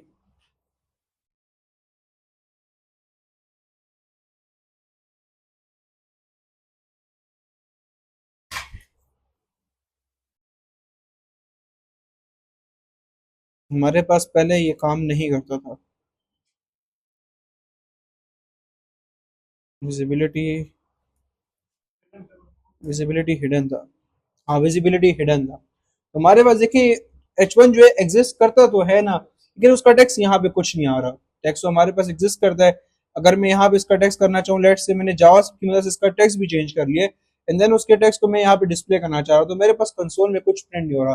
तो इनर टेक्स्ट जो है हमारे पास इस केस में काम नहीं करता। अगर आपने यहाँ पे विजिबिलिटी हिडन रखा हुआ ना, यानी वो एलिमेंट शो नहीं हुआ, तो इनर टेक्स्ट हमारे पास काम नहीं करेगा। तो एक दूसरा हमारे पास इनर टेक्स्ट के मुकाबले में निकला हुआ है जिसका नाम है हमारे पास text content. console.log heading 1 dot text content, ये भी बिल्कुल सेम है। टेक्स्ट अपडेट भी कर सकते हैं और डिस्प्ले भी करा सकते हैं। इसका फायदा ये है कि अगर आपके पास कंटेंट वेबसाइट पे डिस्प्ले नहीं हो रहा, यानी H1 शो नहीं हो रहा, लेकिन फिर भी आप उसका टेक्स्ट जावास्क्रिप्ट में अचीव कर सकते हैं। जावास्क्रिप्ट में आप उसको एक्सेस कर सकते हैं। इंटरनेट इनर टेक्स्ट की मदद से वो शो नहीं होता, लेकिन टेक्स्ट कंटेंट की मदद से टेक्स्ट हमारे पास जावास्क्रिप्ट में एक्सेसिबल रहेगा। सही है। इन दोनों में छोटा सा डिफरेंट है। इनर टेक्स्ट क्या करते हैं, वैल्यू को चेंज करते हैं और डिस्प्ले कराते हैं। टेक्स्ट कंटेंट भी वैल्यू को चेंज करता है और डिस्प्ले कराता है। फर्क ये है कि हमारे पास ये हिडन वैल्यूज को भी, यानी हिडन एलिमेंट्स की वैल्यू को भी सिंपली हमारे पास डिस्प्ले करवा सकता है। ये छोटा सा डिफरेंस हमारे पास इसमें है और इसके अलावा कुछ भी नहीं है। आप चाहें तो दोनों में से जो भी इस्तेमाल करना चाहें कर सकते हैं। ज्यादातर हम लोग जो है टेक्स्ट कंटेंट वो इस्तेमाल करते हैं। अच्छा, इसकी मदद से भी हमारे पास टेक्स्ट डिस्प्ले जो है, वो जो टेक्स्ट जो डिस्प्ले हो रहा है उसको हम लोग अपडेट कर सकते हैं। Change by using text content. अब देखें हमारे पास क्या है, जो अपडेट करना चाहिए तो अपडेट कर सकते हैं। एलिमेंट्स में देखें हमारे पास simply change by using content लिखा हुआ आ गया। तो इसकी मदद से भी आप अपडेट कर सकते हैं, कोई इशू नहीं है। अपडेट करना चाहें तो कर सकते हैं। दोनों के दोनों तकरीबन सिमिलर ही है। इसके अलावा दोनों में कोई डिफरेंस नहीं है। पहले वाला ये मसला, इनर टेक्स्ट जो है हिडन को डिस्प्ले नहीं कराता, यानी हिडन फील्ड्स को नहीं दिखाता, जबकि टेक्स्ट कंटेंट जो है हिडन को भी सिंपली डिस्प्ले करवा सकता है। सही है। एक हमारे पास आता है, इसके बाद एक हमारे पास आता है जिसका नाम है इनर HTML, यानी किसी एलिमेंट के अंदर कोई HTML लिखी है तो सिंपली वो डिस्प्ले करा दो।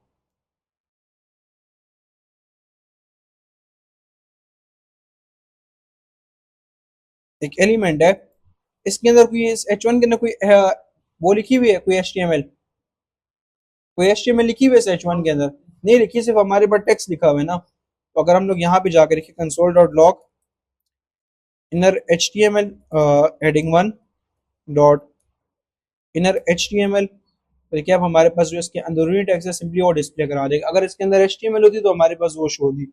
इसका एक फायदा भी है। मैं यहाँ पे एक OL बनाता हूँ। OL हमारे पास क्या होता है,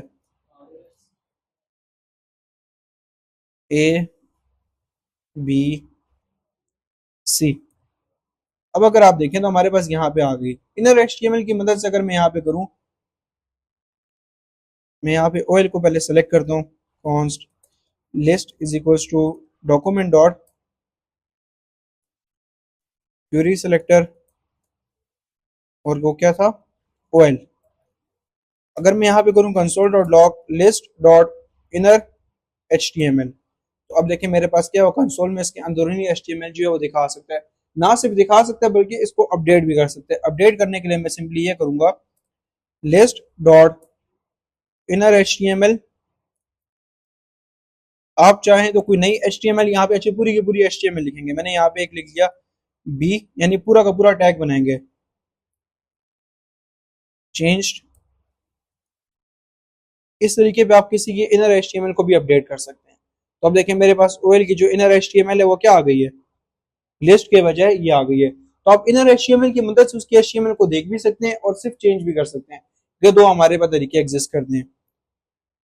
आप चाहें तो यहाँ पे इसकी HTML को रिमूव कर लें, तो बस ये एम्प्टी छोड़ दें, तो हमारे पास अंदर कुछ रहेगा ही नहीं। अब हमारी OL सिंपली सी एम्प्टी हो गई है। अच्छा, इसका एक फायदा है, बस ये चीज याद रखनी है, ये इनर HTML वाला एक छोटा सा हम लोग प्रोजेक्ट बनाएंगे, उसमें इस्तेमाल आपको देखने को मिलेगा इसका, और भी जगह पे इस्तेमाल होता है। ठीक है। इनर HTML की मदद से क्या होता है, एक एलिमेंट के अंदर की HTML देखना चाहे तो सिंपली अपने पास देख सकते हैं, अपडेट भी कर सकते हैं।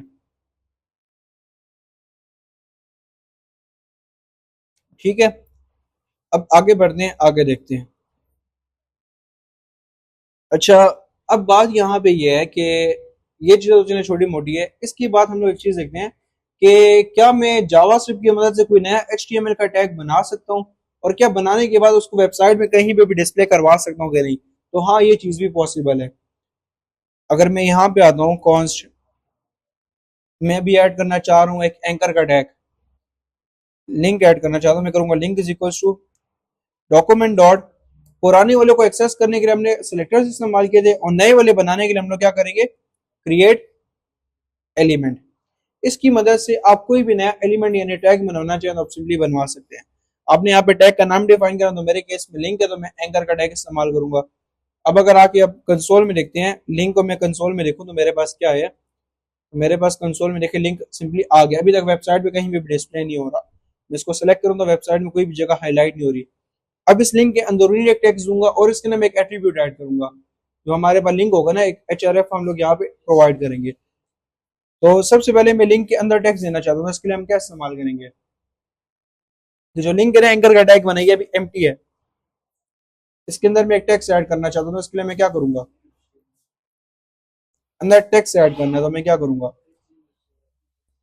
इनर टेक्स्ट या फिर टेक्स्ट कंटेंट इस्तेमाल करूंगा। Link dot text content is equal to, आप कुछ भी रखना चाहें, मैं गूगल का लिंक बनाना चाहता हूँ। मैंने एक एलिमेंट क्रिएट किया और उसके अंदर एक टेक्स्ट प्रोवाइड किया। अब अगर जाकर देखें तो हमारे पास अभी भी वेबसाइट में कहीं भी डिस्प्ले नहीं हो रहा। अगला काम क्या है, इसको वेबसाइट पे डिस्प्ले करवाना। डिस्प्ले करवाने के लिए आपके पास चार तरीके हैं। अगर मैं जिक्र करूँ तो हमारे पास एक आता है अपेंड, एक आता है प्रीपेंड, एक आता है आफ्टर, और एक आता है हमारे पास बिफोर। ये चार तरीके हैं। इनकी मदद से आप किसी भी HTML एलिमेंट को जावास्क्रिप्ट में बनाने के बाद वेबसाइट पे डिस्प्ले करा सकते हैं। अच्छा, ये अकेले काम नहीं करते, इनको आपको एक रेफरेंस देना प्रोवाइड है, यानी रेफरेंस आपको देना लाजमी है। आप देते हैं कि यार किसके अंदर ऐड करना है, किसके बाद ऐड करना है, किसके पीछे ऐड करना है, यानी आप इसके लिए कोई ना कोई रेफरेंस प्रोवाइड करते हैं कि तुमने इसके बाद जाके शो होने। अच्छा, अपेंड जो है हमारे पास, ये लेट से मैंने लिखा लिंक है ना मेरे पास, मैं करता हूँ link dot append, sorry link तो हमने नया बनाया है, कोई एलिमेंट अगर मैंने लिस्ट मैंने ऊपर बनाई हुई है तो मैं करूंगा लिस्ट डॉट अपेंड, कर लेंगे बीच में क्या चीज, लिंक। इस तरीके में हमारे पास आता है। आपने पहले रेफरेंस लिखना होता है कि किसके साथ ऐड करना है और उसके बाद किस चीज को ऐड करना है, आप यहाँ पे लिखते हैं। अच्छा, आप यहाँ पे कॉमेंट टेक्स्ट भी लिख सकते हैं, वो भी चल जाएगा। अब अगर जाके देखें तो ओएल में मेरे पास क्या आ गया, अगर मैं ओएल में जाके क्यों देखें मेरे पास एक भी लिखा हुआ आ गया कि नहीं। तो अब ये, जी बिल्कुल, ये हमारे पास आता है। अगर मैं यहाँ पे कर लूँ, उसकी जगह हम लोग HTML का एलिमेंट ऐड करते हैं लिंक। अब देखते हैं तो हमारे पास देखिए हमारी ओएल में एक एंकर का टैग लिखा हुआ आ गया कि नहीं। अपेंड की मदद से आपने ये याद रखना है कि अपेंड जो है आपके जो रेफरेंस होता है ना, रेफरेंस उसके अंदर ऐड करता है। यानी मैंने लिस्ट डॉट लिखा नहीं, ओएल का मैंने रेफरेंस दिया, उसका मतलब ओएल के अंदर जाके अपेंड कहाँ करेगा, आखिर में उस एलिमेंट के अंदर जाके बिल्कुल एंड के ऊपर जाके ऐड कर दे। पहली बात एलिमेंट के अंदर, और दूसरा एलिमेंट के एंड में जाके ऐड करेगा, सही है। अपेंड हमारे पास कुछ ऐसे काम करता है। एक हमारे पास होता है प्रीपेंड। अगर मैं करूँ ना list dot prepend, sorry prepend में अगर करता हूँ तो मिसाफा मैंने यहाँ पे अगेन लिंक लिखा, ये भी हमारे पास लिस्ट के अंदर ही ऐड करेगा, लेकिन डिफरेंस ये कि अपेंड एंड में ऐड करेगा और ये टॉप पे ऐड करेगा। अब हमारे पास देखें टॉप पे कौन आ गया, हमारा एंकर का टैग आ गया और बाकी एलाइज नीचे आ गया, लेकिन इससे ऐड किस में किया है, उस लिस्ट के अंदर ही किया है। अपेंड कहाँ पे ऐड करता है, उसके अंदर जाके आखिर में, और प्रीपेंड हमारे पास उसके अंदर जाके टॉप पे करेगा।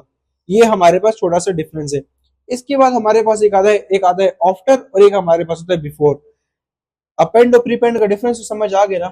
ये पेयर है, और कैसा पेयर है कि ये एलिमेंट के अंदर जाके काम करते हैं दोनों। एक हमारे पास होता है आफ्टर। मैं अगर यहाँ पे लिखता हूँ ना लिस्ट डॉट आफ्टर, और आफ्टर लिखने के बाद अगेन लिंक लिख दिया, तो ये क्या करेगा, ये बेसिकली उस ओएल के बाद ऐड करेगा। देखिए ओएल इस दफे से क्या किया है, ओएल के अंदर ऐड नहीं किया, ओएल के बाहर जाके बाद में ऐड किया। यानी पहले हमारे पास ओएल आ गई, उसके बाद लिस्ट एंकर का टैग आ गया। अगर मैं ये काम अपेंड की मदद से करता तो क्या होता, ओएल के अंदर जाके एंड पे आता, लेकिन आफ्टर के केस में उस एलिमेंट से बाहर आता, यानी उस एलिमेंट के अंदर काम नहीं करता। एक हमारे पास आफ्टर है और एक हमारे पास बिफोर है, लिस्ट डॉट बिफोर लिंक। अब ये भी आपको अगर अंदाज हो गया तो पता लग गया होगा, ये उससे पहले ऐड कर लेता है। अंदर नहीं ऐड करेगा, बल्कि देखिए हमारी ओएल यहीं पे रही है, लेकिन इसने क्या किया, उस ओएल से पहले ऐड कर, ओएल से पहले हमारे पास सिंपली ऐड ऑन कर लिया। ये चार तरीके हैं जिनकी मदद से आप एक एचटीएमएल का एलिमेंट क्रिएट करके उसको यहाँ पे डिस्प्ले करा सकते हैं। ये चीजें फिलहाल सीखो, ये मतलब आप समझो कि अभी टूल सीख रहे हो, आगे जाके हमने इसको इस्तेमाल करना है। अभी आपसे इनका तरीका देख रहे हो, ये चीजें काम कैसे करती हैं, ये सारी की सारी इस्तेमाल में, जितनी चीजें देखी है ना, कोई भी बीच में फारिग नहीं है, सब कुछ हम लोग इस्तेमाल करेंगे। सही है, यहाँ तक समझ आ गई है। अच्छा, अब अगले स्टेप पे बढ़ते हैं कि मेरा लिंक फिलहाल किसी काम का नहीं है, इसका ना कोई लिंक है ही नहीं ना, एचआरएफ है कोई, कहीं क्लिक होने पे कहीं जा रहे, कुछ भी नहीं हो रहा ना हमारे पास इसके अंदर। तो हमें बेसिकली अब ये चीजें ऐड करनी है, यानी एलिमेंट तो बन गए, ये जो लिंक होता है ये बीच में जो हमने यूआरएल प्रोवाइड करते हैं, हम किस में प्रोवाइड करते हैं, एक एट्रीब्यूट में ऐड करते हैं ना। तो हमें बात यहाँ पे आती है कि हमें एट्रीब्यूट्स ऐड करने हैं। अब ये चीज तो हमारे पास एचटीएमएल में बनी भी नहीं है कि मैं डायरेक्ट जाके एंकर के ना जाके एचआरएफ ऐड कर लूँ, ये चीज हमने वहां पे बनाई नहीं हुई है ना, ये चीज हमने जावास्क्रिप्ट की मदद से बनाई, तो उसका एट्रीब्यूट भी कौन ऐड करेगा, जावास्क्रिप्ट भी रिस्पॉन्सिबल है। तो देखते हैं कि जावास्क्रिप्ट की मदद से इसमें एट्रीब्यूट कैसे ऐड होते हैं। हमारे पास एट्रीब्यूट्स को मैनेज करने के लिए दो चीजें एग्जिस्ट करती हैं, एक हमारे पास आता है गेट एट्रीब्यूट और एक हमारे पास आता है सेट एट्रीब्यूट।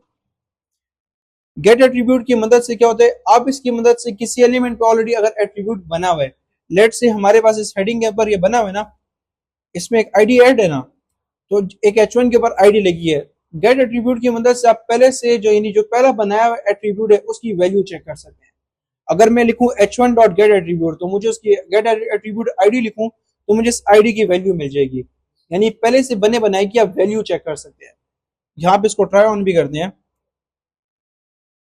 h1 मैंने सेलेक्ट किया था, ये हमारे पास h1 आईडी की मदद से मैंने ख्याल में शायद सेलेक्ट किया था, ये हमारे पास सेलेक्ट हुआ है, डॉक्यूमेंट क्वेरी सेलेक्टर मैंने वो किया हुआ है। अब इसको, अच्छा ये भी हमारे पास सेलेक्टेड है, ऊपर वाले को मैं बंद करूंगा, मैं नीचे वाले को इस्तेमाल करता हूँ, और इस दफा बीच में सिंपली हेडिंग, मैंने आईडी की बेस पे एलिमेंट को सेलेक्ट कर लिया, आईडी इसकी हेडिंग ही थी ना, हाँ हेडिंग की है। अब देखिए हमारे पास इस एलिमेंट के ऊपर आईडी लगी हुई है ना ऑलरेडी, तो मैं करूंगा console dot log h1 heading 1 dot gate attribute. आपको जो सा एट्रीब्यूट देखने हैं आप यहाँ पे लिखेंगे, आईडी देखनी है, क्लास देखनी है, जो भी देखना है, मैंने यहाँ पे लिखा आईडी, तो ये क्या करेगा, मुझे सिंपली उसकी वैल्यू रिटर्न कर देगा। मेरे पास देखें उसकी वैल्यू रिटर्न कर दी है। मैं अगर कोई यहाँ पे एट्रीब्यूट लिखता हूँ जो कि बना हुआ नहीं है, क्लास का एट्रीब्यूट उसके ऊपर एग्जिस्ट नहीं करता, तो ये मुझे क्या रिटर्न करेगा, हमारे पास यहाँ पे सिंपली नल आ गया कि यार यहाँ पे वो क्लास एग्जिस्ट ही नहीं करती है। तो गेट एट्रीब्यूट की मदद से आप पहले से बने बनाए एट्रीब्यूट्स की वैल्यू को सिंपली चेक कर सकते हैं। सही है, उनकी वैल्यूज देख सकते हैं, आपको बीच में एट्रीब्यूट करने की जिक्र करना पड़ता है जो आपने इस्तेमाल करने हैं। मैंने इसको बताया हेडिंग 1 का एलिमेंट, मैंने इसको देखे ऊपर टारगेट किया हुआ ना, इसको मैंने बताया कि जो हेडिंग 1 नाम का एलिमेंट है ये आईडी है, इसके ऊपर देखो क्लास कौन सी लगी है, कोई क्लास एग्जिस्ट करती है कि नहीं, अगर तो करती होगी तो वैल्यू मिल जाएगी, नहीं करती होगी तो सिंपली मुझे बता देगा नल है। इस गेट एट्रीब्यूट की मदद से आप वैल्यू को चेक कर दें। दूसरा हमारे पास क्या आता है, सेट एट्रीब्यूट, इसकी मदद से आप किसी भी एलिमेंट पे नए एट्रीब्यूट ऐड करना चाहें तो आप सिंपली कर सकते हैं। तो मैं इसी का इस्तेमाल करते हुए अपने लिंक को एक एट्रीब्यूट दूंगा। फिलहाल हम लोग इसके ऊपर चलते हैं, मैंने लिखा हेडिंग 1 डॉट सेट एट्रीब्यूट। अच्छा, इसमें दो चीजें, गेट एट्रीब्यूट में तो एक चीज थी ना, आपको सिर्फ एट्रीब्यूट का जिक्र करना था, इसमें दो चीजें हैं, कौन सा एट्रीब्यूट ऐड करना है, आईडी करनी है, क्लास करनी है, जो भी करना है। मैंने लिखा है यहाँ पे क्लास, उसके बाद कॉमा डाल के आपने बताना है उसकी वैल्यू क्या होनी है, एम्प्टी तो नहीं छोड़ेंगे ना, वैल्यू प्रोवाइड करनी है। मैंने लिखा एडिट बाय जेएस, तो मैंने कहा कि हेडिंग 1 पे यानी उसमें जाओ, h1 जो है उसके ऊपर जाके एक एट्रीब्यूट ऐड करो क्लास का, जिसकी वैल्यू हमारे पास क्या होगी, एडिट बाय जेएस। अब अगर जाके देखें वो खासा फर्क तो नहीं पड़ा, लेकिन अगर मैं इसको एलिमेंट्स में देखूं तो देखिए आईडी मेरे पास, क्लास मेरे पास ऐड हो गई है कि नहीं। तो सेट एट्रीब्यूट की मदद से आप किसी भी एट्रीब्यूट की वैल्यू ऐड करना चाहें तो नए एट्रीब्यूट बना के ऐड कर सकते हैं। गेट की मदद से उसको अच्छे से चेक कर सकते हैं, वैल्यू को अपने पास रिट्राइव कर सकते हैं, और सेट की मदद से उसको अपडेट करना चाहें या सिंपली आप इसको अपडेट भी कर सकते हैं। अगर ऑलरेडी मेरे पास हेडिंग के नाम से ऑलरेडी बना हुआ है ना, मैंने लिखा आईडी और एडिट बाय जीएस, तो पहले उसकी आईडी हमारे पास क्या थी, ये आईडी थी ना, अब मैंने उसको अपडेट कर लिया, तो अब देखिए हमारे पास क्या आईडी अपडेट होके ये हो गया। तो अगर आप अपडेट करना चाहिए तो अपडेट भी कर सकते हैं, और अगर न्यू ऐड करना चाहिए तो आप सिंपली वो भी कर सकते हैं। सही है। इसी की मदद से हम लोग अपने लिंक को एक एट्रीब्यूट ऐड करके देंगे। तो मेरा एट्रीब्यूट आ जाएगा लिंक। एट्रीब्यूट कौन सा ऐड करना है मैंने, डॉट सेट एट्रीब्यूट। सबसे पहले एट्रीब्यूट की टाइप, तो मेरे पास आ जाएगा href, और दूसरा उसकी वैल्यू। तो वैल्यू मेरे पास हो जाएगी https, मैं गूगल का यूआरएल दे रहा हूँ, www.google.com। अब जाकर देखने क्या हुआ, एंकर के टैग में देखें एट्रीब्यूट आ गए कि नहीं, अब वो लिंक बन गया ना। अब हमारे पास देखें सिंपली गूगल का लिंक जो है वो आ गया यहाँ पे। तो सेट की मदद से आप एक नया एट्रीब्यूट ऐड भी कर सकते हैं, और गेट की मदद से आप उस किसी भी एट्रीब्यूट की वैल्यू को भी चेक कर सकते हैं। सही है। अच्छा, मुझे यहाँ पे एक छोटी सी चीज़ ये बताएं कि मेरा जो एंकर का टैग है वो करंटली इसी पेज पे खुल रहा है, मैं इस न्यू पेज पे खोलना चाहता हूँ, तो उसके लिए मैं क्या करूँगा, कौन सा एट्रीब्यूट ऐड करूँगा। एट्रीब्यूट का नाम क्या होगा, target blink. Dot set attribute, attribute का आ जाएगा यहाँ पे टारगेट, और दे देंगे आगे वैल्यू उसकी दे देंगे अंडरस्कोर ब्लैंक।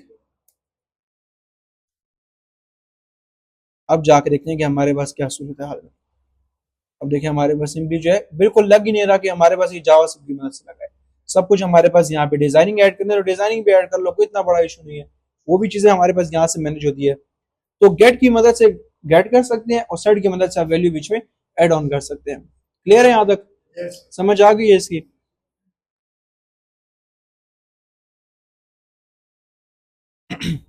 आगे बढ़ते हैं, यहाँ तक तो क्लियर है ना। सही है। अच्छा, जो हमारे पास ये आफ्टर बिफोर ये सारा कुछ है ना, इसमें एक और चीज भी है, वो आखिर में रिमूव है। आप किसी भी एलिमेंट को अगर रिमूव करवाना चाहे तो आप वो भी करवा सकते हैं। बस अगर आपने सिंपली यहाँ पे लिखा हेडिंग वन डॉट रिमूव, और ये करके आपने लिख दिया, तो अब जो हेडिंग वन हमारे पास थी वो देखिए सिंपली जो है डिलीट हो गई है। अब हमारे पास शो नहीं हो रही है, हमारे पास दो हेडिंग्स थी ना, अब हमारे पास एक ही रह गई है। तो अगर आप रिमूव करवाना चाहें तो आप सिंपली रिमूव भी करवा सकते हैं किसी भी एलिमेंट को। यानी फुली कंट्रोल किसके पास आ गया, जेएस के पास आ गया, जावास्क्रिप्ट के पास आ गया हमारे पास। ठीक है यहाँ तक, सम, समझ आइए। ठीक है, आगे बढ़ते हैं, अगली चीजों को देखते हैं।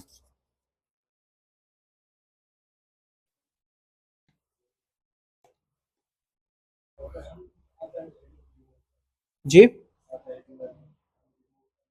आईडी रिमूव करना चाहें, आधा नहीं रिमूव होता। फिर यह है कि आप उसके टेक्स्ट को चेंज कर सकते हैं, आधा नहीं होता, हमारे पास कंप्लीट ये होता है। आधे के लिए कि फिर आप उसका इनर टेक्स्ट करके लेट से जो टेक्स्ट आपने ऐड करना है वो रख दो। मेरे पास अगर वी आर लर्निंग डॉम है तो मैं यहाँ पे कर लूंगा heading one dot text content is equals to, अब ये आ जाएगा। इस तरीके पे काम करता है, लेकिन हमें वो अपडेट करना पड़ रहा है टेक्स्ट को, आप आधी हेडिंग नहीं रिमूव कर सकते। ठीक है।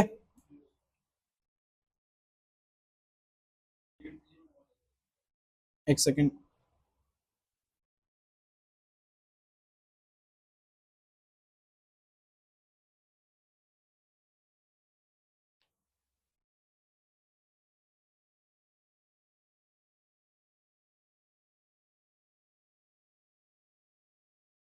लूप वगैरह हमने देखा है ना।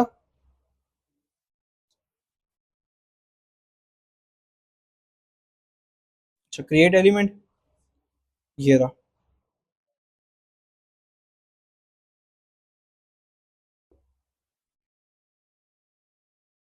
जी, हाँ, क्या हुआ समझिए, क्यों,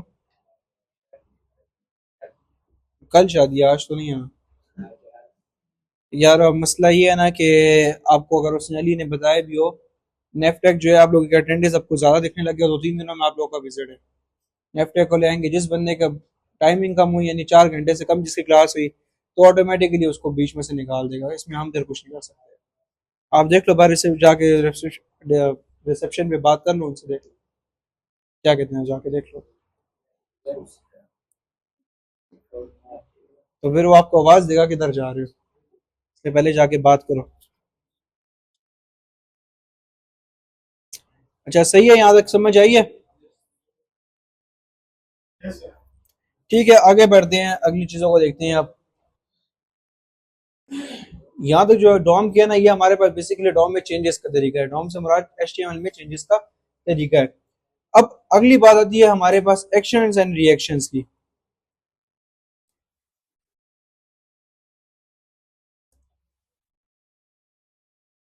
इवेंट्स एंड इवेंट हैंडलर्स। अब ये क्या होता है?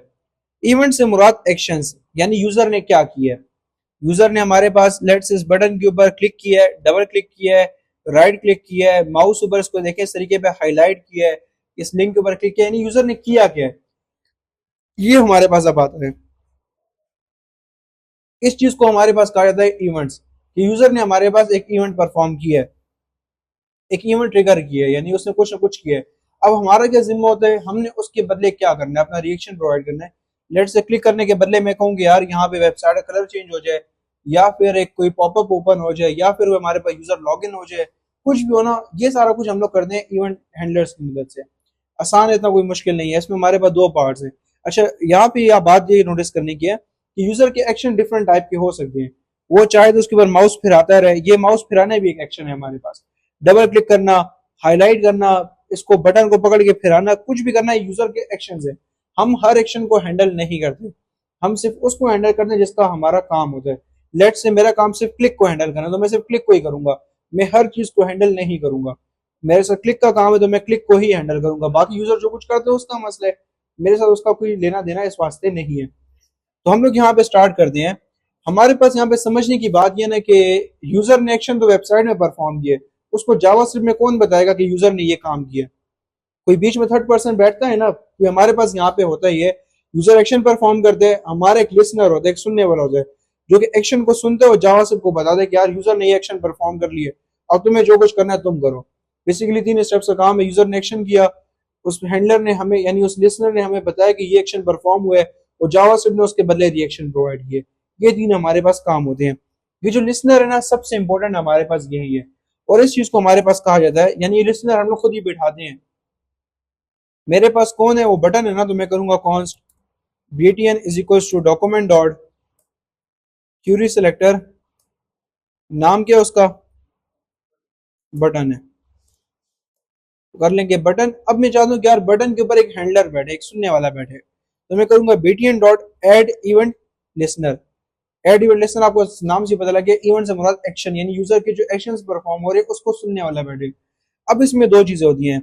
सबसे पहला आप इसको डिफाइन करते हैं कि किस चीज को सुनना है, यानी यूजर तो कुछ भी कर सकता है, double click, triple click, mouse over, drag, कुछ भी कर सकता है। आपने किस चीज को सुनना है, तो आपने जिस चीज को हैंडल करना है आप यहाँ पे वो लिखेंगे। मेरे केस में क्लिक है, तो मैं लिखूंगा क्लिक, कि जब यूजर क्लिक करे तो ये क्या करना है, पहला पार्ट हमारा कंप्लीट हो गया। बटन के ऊपर हमने एक बंदा बिठा दिया, सुनने वाला, एक एड इवेंट लिसनर कर दिए, और हमने अपना एक्शन बता दिया जिसको हम लोग मैनेज करेंगे, जिसको हम हैंडल करेंगे। तो क्लिक करने के बाद सेकंड पार्ट आपने यहाँ पे अपनी फंक्शनलिटी डिफाइन करनी है कि इसके बदले क्या होगा। तो मैं यहाँ पे इसके बदले एक फंक्शन, एक एरो फंक्शन बनाऊंगा, एनोनिमस, यानी बिना नाम वाला। इसको कॉल कराने की रिस्पॉन्सिबिलिटी किसकी है, इसकी है, ये ऑटोमेटिकली कॉल कराएगा। तो मैं कहता हूँ कंसोल डॉट लॉग में शो कराओ कि जब भी यूजर ने बटन पे क्लिक किया तो मुझे कंसोल में बताओ कि क्लिक हुए। फिलहाल के लिए मैं ये कर रहा हूँ। आते हैं, देखिए मैं यहाँ पे माउस ऊपर ओवर कर रहा हूँ, राइट क्लिक कर रहा हूँ, कुछ भी राइट क्लिक किया मैंने, वो भी कुछ नहीं हुआ। लेकिन जब मैंने सिंपली यहाँ पे एक सिंपल सा क्लिक किया तो मेरे पास आगे क्लिक लिखा हुआ। इस चीज को हमारे पास basically events and event handlers कहते हैं, कि यूजर ने एक्शन परफॉर्म किया, उसका रिएक्शन हमारे सामने निकल के कैसे आया। समझ आइए इस चीज की। आप सबसे पहले पार्ट में अपना एक्शन डिफाइन कर दें कि किस चीज कर रहे हैं। अच्छा, ये हमारी तरफ से नहीं, ये पहले से बने बनाए, ये ब्राउजर ने बना के रखे हैं। अगर आप यहाँ पे कुछ ऐसा करें तो आपको देखिए बहुत सारे देखने को मिल जाएंगे। यहाँ पे बहुत सारे हैं, ड्रैगिंग के भी हैं, ड्रॉप के भी हैं, एंडेड के भी हैं, एरर के भी हैं, फोकस करने की भी हैं, यानी यूजर ने किसी फील्ड के ऊपर फोकस किया, यानी यहाँ पे बहुत सारे हैं हमारे पास। की प्रेस, यानी यूजर ने कोई की प्रेस की है, अगर मैं यहाँ पे की प्रेस लगा दूं तो होगा क्या कि मैं इस बटन के ऊपर आगे आके कोई की प्रेस कर रहा हूँ, देखिए इस बटन को मैंने सेलेक्ट करके मैं कोई कीज दबा रहा हूँ, तो देखिए अब काम करने लग गया। तो ये बहुत सारे हैं कि यूजर ने अगर ये किया तो उसके बदले क्या होना है, आपने अपनी मर्जी यानी अपने रिक्वायरमेंट के अकॉर्डिंग जो है सिर्फ उसको मैनेज करना है। ठीक है, मेरे केस में यहाँ पे क्लिक है, एक हमारे पास क्लिक होता है, एक हमारे पास होता है डबल क्लिक। ये दो ही हैं, DBL क्लिक। ये बना बनाया है, मैंने नहीं बनाया, पहले से बना हमारे पास एग्जिस्ट करता है। तो मैं यहाँ पे करूंगा क्लिक ट्वाइस, मैंने यहाँ पे लिख दिया। अब क्या होगा, एक दफा क्लिक करने पे क्या लिखा हुआ आएगा, एक दफा क्लिक किया क्लिक आ गया, दो दफा मैंने क्लिक किया तब भी हमारे पास डबल क्लिक लिखा हुआ नहीं आया, क्योंकि आपको दो दफा क्लिक एक ही बारी में करने पड़ते हैं, यानी स्पीड में। मैंने दो एक साथ क्लिक किया तब मेरे पास क्लिक ट्वाइस आ गया। एट अ टाइम मल्टीपल हमारे पास काम कर रहे हैं ना, ऊपर वाला भी चल रहा है नीचे वाला भी चल रहा है, तो एड इवन लिसनर का हमारे पास यही फायदा है। आप एक ही एलिमेंट पे मल्टीपल किस्म के लिसनर्स ऐड करना चाहिए तो आप कर सकते हैं, हमारे पास इसका मसला नहीं होता। क्लियर है यहाँ तक? ये इवेंट्स और इवेंट लिसनर जो थोड़ा बहुत देखा इसकी समझ आई है। अच्छा, अब यहाँ पे हम एक छोटी सी डिस्कशन करते हैं कि अच्छे कोड की प्रैक्टिस क्या और बुरे कोड की प्रैक्टिस क्या है। अच्छा कोड हमारे पास ये कि आपने कभी ये यहाँ पे नहीं बनाने, ये जो फंक्शन है ना आपने यहाँ पे नहीं बनाने, क्योंकि फंक्शन इतने छोटे तो नहीं होंगे ना। अगर पॉपअप बना तो पॉपअप बनाने का कोड भी अच्छा खासा लंबा होता है, तो ये हैंडलर्स आपने यहाँ पे नहीं बनाने। इसके लिए आपने ऊपर आना है, सिंपली एक फंक्शन अपना बनाना है, यानी जो हैंडलर्स हैं वो ऊपर आपने फंक्शंस बना के रखने हैं। हैंडल क्लिक के नाम से बना ले, आप किसी भी नाम से बना सकते हैं। बीच में वही काम लिखा, इस पूरे को मैं हटा के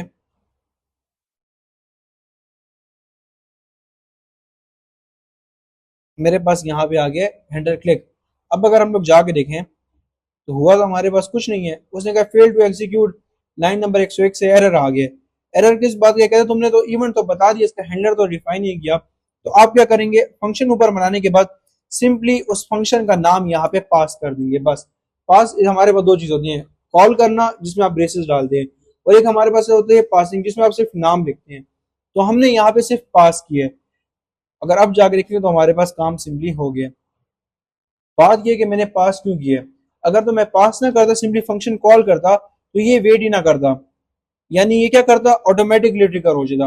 अब देखिए मैंने क्लिक नहीं भी किया, ऑटोमेटिकली हमारे पास ट्रिगर हो गया कि नहीं। तो इसको हम लोग कॉल करने के बजाय छोड़ देते हैं ऐसे ही। इसको कौन कॉल कराएगा, ये, इसकी रिस्पॉन्सिबिलिटी है हमारे फंक्शन को कॉल कराने की। जब भी क्लिक होगा ये ऑटोमेटिकली हमारे फंक्शन के लिए रिस्पॉन्सिबल है कि हाँ मैंने कॉल करवाने हैं। आपने बस सिंपली नाम लिख के छोड़ देना है, बस इतना ही है इसमें। सही है, तो समझ आई है इसकी, पक्की बात है, समझ आ गई है सबको। एड इवन लिसनर, ये बेसिकली आप बटन के ऊपर एक्सप्लेन करते हैं, आप जावा सबको ये बता दें, ब्राउजर को ये समझा दें कि जो ये मेरा बटन है ना इसके ऊपर यूजर हो सकता है एक्शंस परफॉर्म करे। तो तुमने सारी बातें सुननी है, जब सारी बातें सुनो तो देखो इसमें यूजर ने कहीं ये बात तो नहीं की हुई, यानी यूजर ने ऊपर होवर वगैरह की, देखो होवर में तो उसने कहीं गलती से क्लिक तो नहीं कर लिया। अगर तो क्लिक किया तो मुझे बताओ, ये कहते क्यों बताओ, कहते मैंने एक फंक्शनलिटी चलवानी, कहते चलो ठीक है तुम एक काम करो, फंक्शन बना के मुझे दे दो, मैं सब कुछ खुद ही मैनेज कर लूंगा, मैं सुनूंगा भी और मैं फंक्शन कॉल भी कराऊंगा। एड इवन लिसनर हमारा यही काम करता है, एक्शन सुनता है, फंक्शंस को कॉल करता है, एक्शन सुनेगा बदले में फंक्शनलिटी को सिंपली रन आउट कर लेगा। सही है, समझ आई? सही है। अब हम लोग इसकी मदद से ये हमारे पास गुड प्रैक्टिस है, आप कोड इस तरीके भी ऊपर लिखेंगे ना के अंदर। पक्की बात है ना, यहाँ तक क्लियर है? अच्छा, अभी तक हमने जितनी सारी चीजें देखी हैं उनका इस्तेमाल करते हुए कुछ करते हैं, कुछ छोटी सी एक्टिविटी करते हैं। क्रिएट एलिमेंट्स देखे हैं, काफी कुछ हमने देखा है, अब उन सारों को हम लोग सिंपली चेकआउट करते हैं। मैं चाहता हूँ कि बटन पे क्लिक करूँ तो मेरे पास वेबसाइट की जो थीम है ना वो डार्क हो जाए, और दोबारा क्लिक करने पे वो वाइट हो जाए। यानी अगर डार्क है तो लाइट थीम हो जाए, और लाइट है तो हमारे पास डार्क में हो जाए, यानी आप इसमें रेसिप्रोकल होते रहें। इसके लिए आप मुझे लॉजिक बताएं कि क्या लॉजिक हो सकता है, पूरा लॉजिक बताओ। कि अगर तो थीम डार्क है तो उसको लाइट पे करो, और लाइट है तो उसको डार्क पे करो। बीच में एक चेक लगा हुआ है, चेकिंग लगी, बेसिकली चेक देखा जा रहा है कि करंटली थीम कौन सी है, डार्क है कि वाइट है। हमें यहाँ पे एक बटन के ऊपर पूरा एक लॉजिक बनाने के, क्लिक करने पे हमारे पास थीम जो है वो चेंज हो। तो इसके लिए मुझे लॉजिक बताएं क्या होगा। हम्म, तो चेक तो यहाँ पे बात ये है कि अगर थीम ऑलरेडी डार्क होगी तो मैंने कहा लाइट पे कन्वर्ट हो जाए, वो लाइट है तो डार्क पे कन्वर्ट हो जाए, तो डॉक्यूमेंट डॉट बॉडी डायरेक्टली तो काम नहीं करेगा ना। पूरा पूरा कोड समझाओ, पूरा लॉजिक बताओ इसका, पहले क्या करना है उसके बाद क्या करना है। हम्म, ये चीज याद रखो कि मैंने हमेशा की बात की कि इनलाइन स्टाइलिंग नहीं करनी, तो इनलाइन स्टाइलिंग का तो मैं इस्तेमाल नहीं करूंगा। अब इसके बाद बताओ क्या करें।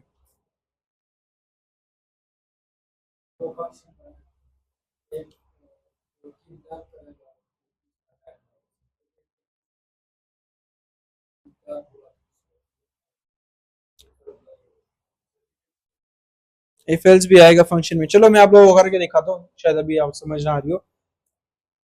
बटन मेरा ऑलरेडी टारगेट है, सही है। लॉजिक मेरा ये है कि क्लिक करने पे थीम जो है डार्क हो जाए, और अगर डार्क है तो लाइट पे कन्वर्ट हो जाए। तो उसके लिए मुझे एक वो कौन सा इस्तेमाल करना है, इवेंट लिस्नर। इवेंट हमारे पास कौन सा है, एड इवेंट लिस्नर, क्लिक। और मैं यहाँ पे एक फंक्शन पास करूंगा हैंडल थीम, जो कि मैंने बनाया नहीं है, अब मैं बनाऊंगा फंक्शन हैंडल थीम। सही है, पास हो गया। अब इसके अंदर मैं सारी की सारी फंक्शनलिटी लिखूंगा। सबसे पहली बात मुझे चेक करना है कि करंटली बॉडी का बैकग्राउंड कलर क्या है। ये करने के लिए हम थोड़ा सा काम करेंगे। पहले मैं कौन बॉडी को सेलेक्ट कर लेता हूँ। Body is equal to document dot body. मैंने बॉडी को टारगेट कर लिया। अब मैं यहाँ पे चाह रहा हूँ कि यार जो इनलाइन स्टाइलिंग तो मैंने नहीं करनी, तो अगला ऑप्शन मेरे पास क्या बचता है, एक सीएसएस की फाइल बना के बनाने का। तो मैं सीएसएस की फाइल ही बनाऊंगा, स्टाइल डॉट सीएसएस। मैंने यहाँ पे एक थीम बनाई है डॉट डार्क के नाम से। मैं बीच में कर लूंगा बैकग्राउंड कलर, उसका कर लेंगे हम ब्लैक, और टेक्स्ट कलर हो जाएगा इसका सिंपली व्हाइट। एक बनाऊंगा मैं डार्क के नाम से, लाइट के नाम से, डॉट लाइट। बैकग्राउंड कलर में इसका कर दूंगा सिंपली व्हाइट, और टेक्स्ट कलर इसका मैं कर दूंगा ब्लैक। ये मैंने सीएसएस लगा दी। अब अगर मैं डायरेक्टली आके यहाँ पे लगा दूं बॉडी के ऊपर डॉट डार्क, तो तब तो हमारे पास फायदा कोई रहा ही नहीं है ना, ऑटोमेटिकली डार्क हो गई है। अच्छा डार्क नहीं हुई है, ये क्यों, सीएसएस की फाइल लिंक नहीं है, स्टाइल डॉट सीएसएस। तो अब देखिए मेरे पास डायरेक्टली रेड हो गई और ब्लैक हो गई है। मैं चाह रहा हूँ क्लिक करने के बदले होती, तो ये तो मुझे फायदा कोई नहीं हुआ। तो मुझे यहाँ पे जावास्क्रिप्ट का लॉजिक लगाना पड़ेगा। इस चीज को गौर से देखें, जितनी चीजें हमने देखी है अब उनको इस्तेमाल करेंगे। सबसे पहली बात मुझे ये चेक करना है कि बॉडी के ऊपर जो भी करंटली क्लास लगी हुई है वो डार्क है कि लाइट है, पहले मुझे ये चेक करना है। तो मुझे ये बताओ ये कैसे होगा, इफ कंडीशन है लेकिन बीच में क्या चीज इस्तेमाल होगी, क्लास देखें। क्लास चेक करने के लिए क्या, क्लास की वैल्यू चेक करने के लिए हम क्या, क्लास की वैल्यू चेक करने के लिए कौन सा, गेट एट्रीब्यूट का इस्तेमाल करेंगे। If body dot gate attribute class, अगर ये हमारे पास किसकी इक्वल है, अगर तो ये डार्क के इक्वल है तो क्या कर दो, अगर डार्क इक्वल है तो मैंने एट्रीब्यूट जो है वो करना है, तो क्या इस्तेमाल करेंगे। अगर एट्रीब्यूट मेरा यानी ऊपर क्लास ऑलरेडी डार्क है तो मैंने उसको कन्वर्ट करना है व्हाइट के ऊपर, तो उसके लिए मैं क्या इस्तेमाल करूंगा, सेट एट्रीब्यूट करूंगा। तो बॉडी डॉट सेट एट्रीब्यूट कर लेंगे बीच में लाइट, हाँ सॉरी, कॉमा लाइट। अब चेक करते हैं, अगला पार्ट भी तो मैनेज करना है ना।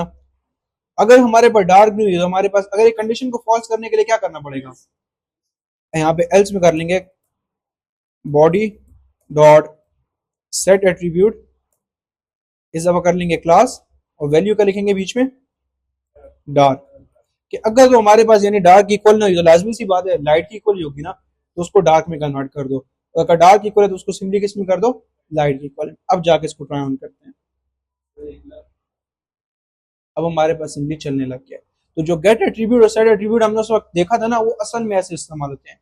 हमने सीएसएस पहले से लिख के रखी होती है, बस उसकी हम लोग टॉगल करते हैं, बेसिकली बीच में चेंजेस कर देते हैं। सही है, इस चीज की समझ आई कि जो सीएसएस मैंने पहले से लिखी हुई है हकीकत में भी ऐसे ही होते हैं। हमने पूरी की पूरी डिजाइनिंग लिख के रखी होती है, बस यूजर के एक्शन के बदले ऊपर से क्लासेस लगाते हैं, हटाते हैं, आईडीज लगाते हैं, रिमूव करते हैं। समझ आई कुछ, समझ आई है। मैंने ऑलरेडी पहले से डिजाइनिंग मैंने ऑलरेडी डिफाइन करके रखी हुई है, एचटीएमएल में नहीं लगाई हुई ना मैंने, कुछ भी नहीं है। ये मैंने जावा से भी छोड़ा हुआ है। ये क्या कॉल किया, देखो ये फंक्शन हैंडल थीम का फंक्शन कॉल हुआ है ना, यहाँ पे मैंने पास किया ना, तो बदले में हमारे पास कॉल कर लेगा। मैंने कुछ भी नहीं लगाया, क्योंकि बाय डिफॉल्ट हमारी, अगर तो नहीं लगा तो बाय डिफॉल्ट थीम क्या होगी, लाइट ही होती है ना हमारे पास। तो जब यूजर ने एक्शन परफॉर्म किया, अब ये यूजर के अंडर आ गई है। सही है, कुछ समझ आई है इसकी? जो चीजें देखी हैं वो समझ आ गई कि हाँ वो चीजें इम्प्लीमेंट कैसे हो रही हैं। पक्की बात है।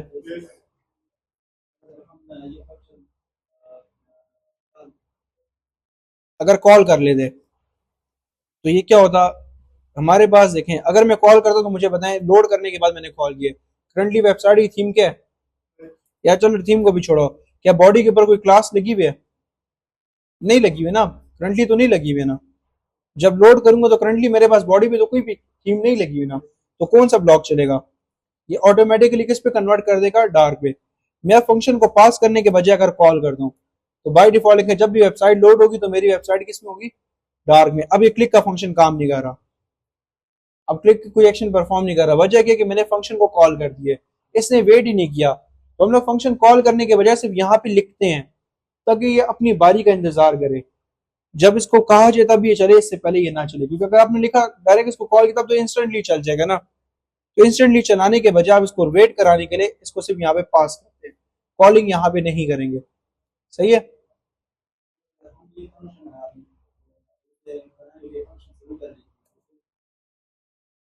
क्या चीज? इसको, ये काम करेगा फिर भी। फंक्शंस हमारे पास पहले ही एक्सेसिबल होती हैं, फंक्शन हमारे पास बनने से पहले भी एक्सेसिबल होते हैं। फंक्शंस हमारे पास वेरिएबल की तरह पे नहीं है, आप कॉल पहले करें बनाए बाद में फंक्शंस हमारे पास एक्सेसिबल होते हैं। फंक्शन में स्कोपिंग का टेंशन नहीं है। वेरिएबल्स में होता है हमारे पास मसला कि वेरिएबल बनाया तो उससे ऊपर कॉल नहीं होगा, जबकि फंक्शंस आप कर सकते हैं। इसके पीछे भी बिहाइंड द सीन्स है जावास्क्रिप्ट के, वो एक पूरी क्लास में हमने डिस्कस करने के बिहाइंड द सीन जावास्क्रिप्ट चल कैसे रही है। हमारे सामने तो ये, लेकिन पीछे जावास्क्रिप्ट असल में परफॉर्म कर कैसे रही है, तो ये सब कुछ हम लोग डिस्कस करेंगे। बॉडी में करंटली कोई भी क्लास नहीं लगी, एम्प्टी है। ये क्लास कौन लगा रहा है, ये जावास्क्रिप्ट की मदद से लग रही है। जावास्क्रिप्ट पहले चेक करेगा क्या बॉडी पे कोई क्लास लगी हुई है, अगर तो डार्क लगेगी तो ट्रू होगी, और अगर तो ना हुई तो मतलब क्लास नहीं है, तो ऑटोमेटिकली क्या चल जाएगा, एल्स का ब्लॉक चल जाएगा। एलिमेंट्स में ये देखें, मैंने रीलोड किया है, रीलोड करने के बाद बॉडी पे कोई क्लास लगी हुई है। अब जब मैंने इस पर क्लिक किया, ये जावा से मैनेज कर रहे हैं ना इसको। ठीक है, अब समझ आ गई है यहाँ तक? तो इस तरीके पे ही हम लोग करते हैं। अच्छा, एक और बात कि सिर्फ ये काम तो नहीं करना ना, मैंने और भी काम करने हैं। मैं चाहता हूँ कि जब हमारे पास क्लिक करने के बदले थीम डार्क पे हो, तो यहाँ पे लिखा हुआ है congrats theme converted to dark, और जब थीम हमारे पास लाइट हो जाए तो लिखा है congrats theme converted to light. एक टेक्स्ट भी लिखा हुआ है यहाँ पे एक अलग से लिखा हुआ आ जाए, पहले इसे बाय डिफॉल्ट ना हो, थीम चेंज करने के बदले ही लिखा हुआ है। मुझे आप बताएं इसके साथ क्या करेंगे, पहले बताएं उसी ना पूरा तरीका क्या होगा। कॉन्स्ट, मैंने लेट्स से यहाँ पे एक पैराग्राफ क्रिएट किया। पैराग्राफ तो हमारे पास ब्लॉकिंग एलिमेंट है, तो मैं एक स्पैन क्रिएट करता हूँ। लाइन इज इक्वल टू, क्या इस्तेमाल करेंगे, डॉक्यूमेंट डॉट क्रिएट एलिमेंट। यहाँ पे मैं स्पैन दे रहा हूँ क्योंकि पी हमारे पास जो है वो इनलाइन एलिमेंट है। अच्छा, स्पैन दे दिया। अब उसके बाद मैंने बीच में क्या करना है, टेक्स्ट देना है। तो मैं टेक्स्ट देने के लिए क्या करूंगा, अगर थीम डार्क है तो हमारे पास लिखा हुआ है congrats theme converted to dark, और अगर लाइट है तो लिखा हुआ है congrats theme converted to light. अब ये बताओ कैसे होगा। इफ में आगे क्या करें, span dot, sorry line dot inner text is equal to, यहाँ पे क्या आएगा, कॉन्ग्रेट्स। आगे ये थीम यहाँ पे किस पॉइंट पे कन्वर्ट हुई है, थीम पे हुई है कि लाइट पे हुई है?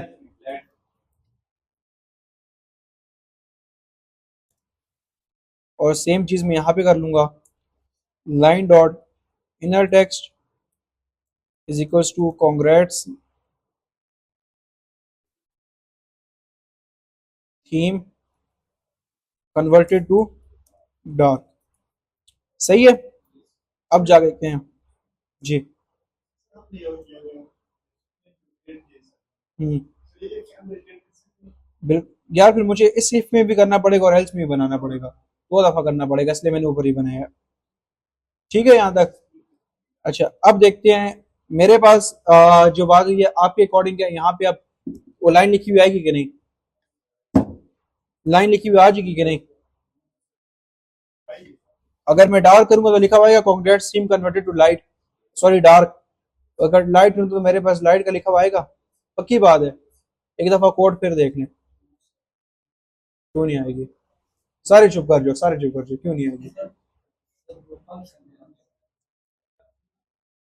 सारे एक चुप कर जाओ। लाइन लिखी हुई क्यों नहीं आएगी? वो बात नहीं अपनी तरफ से बताओगे, तुम्हें सबसे पहले ना क्यों नहीं आएगी?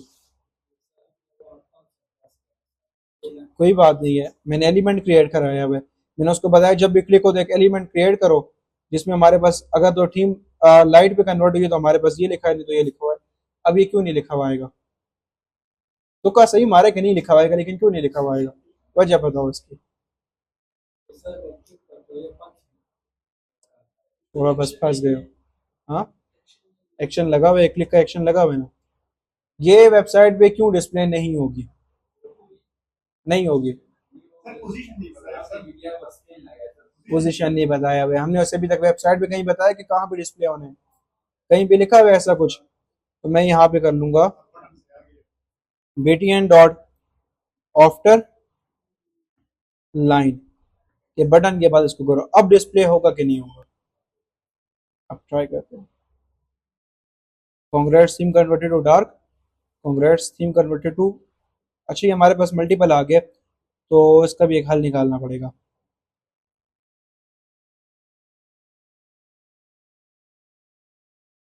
इस वाले को भी एक हल निकालना पड़ेगा। क्या? नहीं ये बीच में ऐड करी जा रहा है ना, बीच में ऐड करी जा रहा है। एक छोटा सा हल मेरे पास फिलहाल के लिए है, फिलहाल के लिए मैं ये करूंगा कि लाइन डॉट इनर टेक्स्ट पहले ब्लैंक करेंगे और उसके बाद बीच में ऐड कर देंगे। एक हल मुझे फिलहाल ये नजर आया कि जब भी हमारे पास ब्लॉक चले तो जो पुराना टेक्स्ट है उसको रिमूव करके ब्लैंक कर दो और उसके बदले नया टेक्स्ट ऐड कर दो। समझ आई इसकी? इसको बदले में मैंने कहा कि यार जब भी चले ना तो पुराना टेक्स्ट जो है ना, यानी क्लास लगाने के बाद जो पुराना टेक्स्ट है स्पैन के अंदर उसको एम्प्टी कर दो। एम्प्टी हो जाएगा तो वहां पे कुछ भी लिखा हुआ नहीं आएगा ना। तो फिर देन अगली लाइन पे मैं नया टेक्स्ट बीच में ऐड करवा रहा हूँ। अभी भी चल रहा है।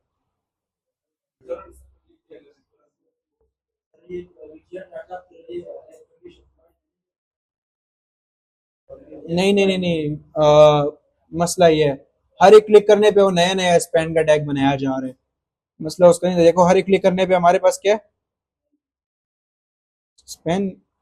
हर एक क्लिक करने के बदले देखो और स्पैन बन रहे हैं क्योंकि फंक्शन बार बार कॉल हो रहा है, पूरी एग्जीक्यूशन दोबारा हो रही है। तो मुझे ये करना पड़ेगा, मुझे इसे फंक्शन की बॉडी से बाहर लिखना पड़ेगा। सही बोल रहे थे। एक दफा सही बोले। चलो फंक्शन की बॉडी से बाहर लिख लेते हैं, अब ट्राई करते हैं। अब हमारे पास सिंपली जो है वो चल गया। अगर मैं इसको अब हटा भी दूं ना तो अब इतना कोई मसला नहीं है। सही है। पहले मसला समझ आया, पहले ऐसे क्यों हो रहा था? हर एक क्लिक करने पे नया एलिमेंट बन रहा है, नया टेक्स्ट मिल रहा है, नया एलिमेंट नया टेक्स्ट। तो अब हमने क्या किया, एलिमेंट एक दफा ऑलरेडी पहले से बना लिए, बस अभी उसको इस्तेमाल करी जा रहे हैं। आप चाहें तो इस वाले को अंदर लिख सकते हैं।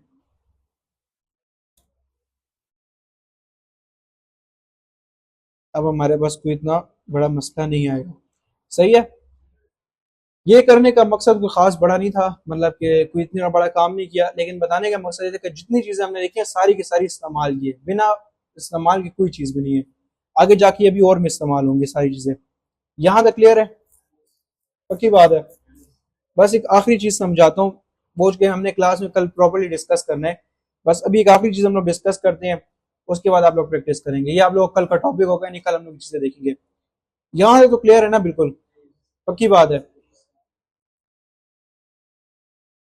अच्छा चलो एक और काम भी करते हैं, एक छोटा सा एक दूसरी क्लास में मैंने की थी, इसमें भी करते हैं। एक एनिमेशन टाइप बनाते हैं।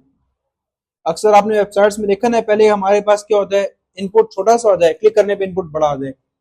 अक्सर आपने लैपटॉप्स में देखो, लैपटॉप में ई कॉमर्स वेबसाइट में होता है, इनपुट छोटा सा होता है, सर्च वाला इनपुट, जब आप क्लिक करते हैं तब उसका साइज बड़ा हो जाता है। तो ये काम अगर हम लोग करना चाहें तो हम कैसे कर सकते हैं? तो मैं बाय डिफॉल्ट यहाँ पे एक इनपुट बना लूंगा, टाइप दे देंगे टेक्स्ट और प्लेस होल्डर में दे दूंगा सर्च समथिंग। इनिशियली इसकी जो हाइट है ना, यानी उसकी जो ओरिजिनल हाइट होगी, सॉरी विड्थ जो होगी, मैं कहता हूँ इनपुट विद 100 पिक्सल। ये इनपुट की जो ओरिजिनल विड्थ है वो कितनी होनी है? 100 पिक्सल। अब मैं चाहता हूँ क्लिक करने पे इसकी विड्थ ज्यादा हो जाए। अब ये सारी चीजें अब आप लोग बताएंगे कि जब भी मैं इसको क्लिक करूँ ना तो उसकी विड्थ आगे की तरफ निकले, बड़ा हो जाए। अब ये कैसे होगा?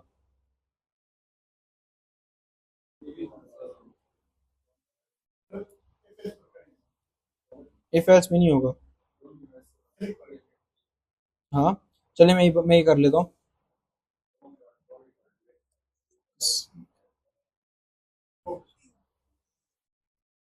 ये क्लास अभी तक किसी पे लगी भी नहीं है विथ 200 पिक्सल। अच्छा मैं कुछ एनिमेशन टाइप यहाँ पे लगाऊंगा ताकि, चले फिलहाल नहीं लगाता, बाद में लगाएंगे।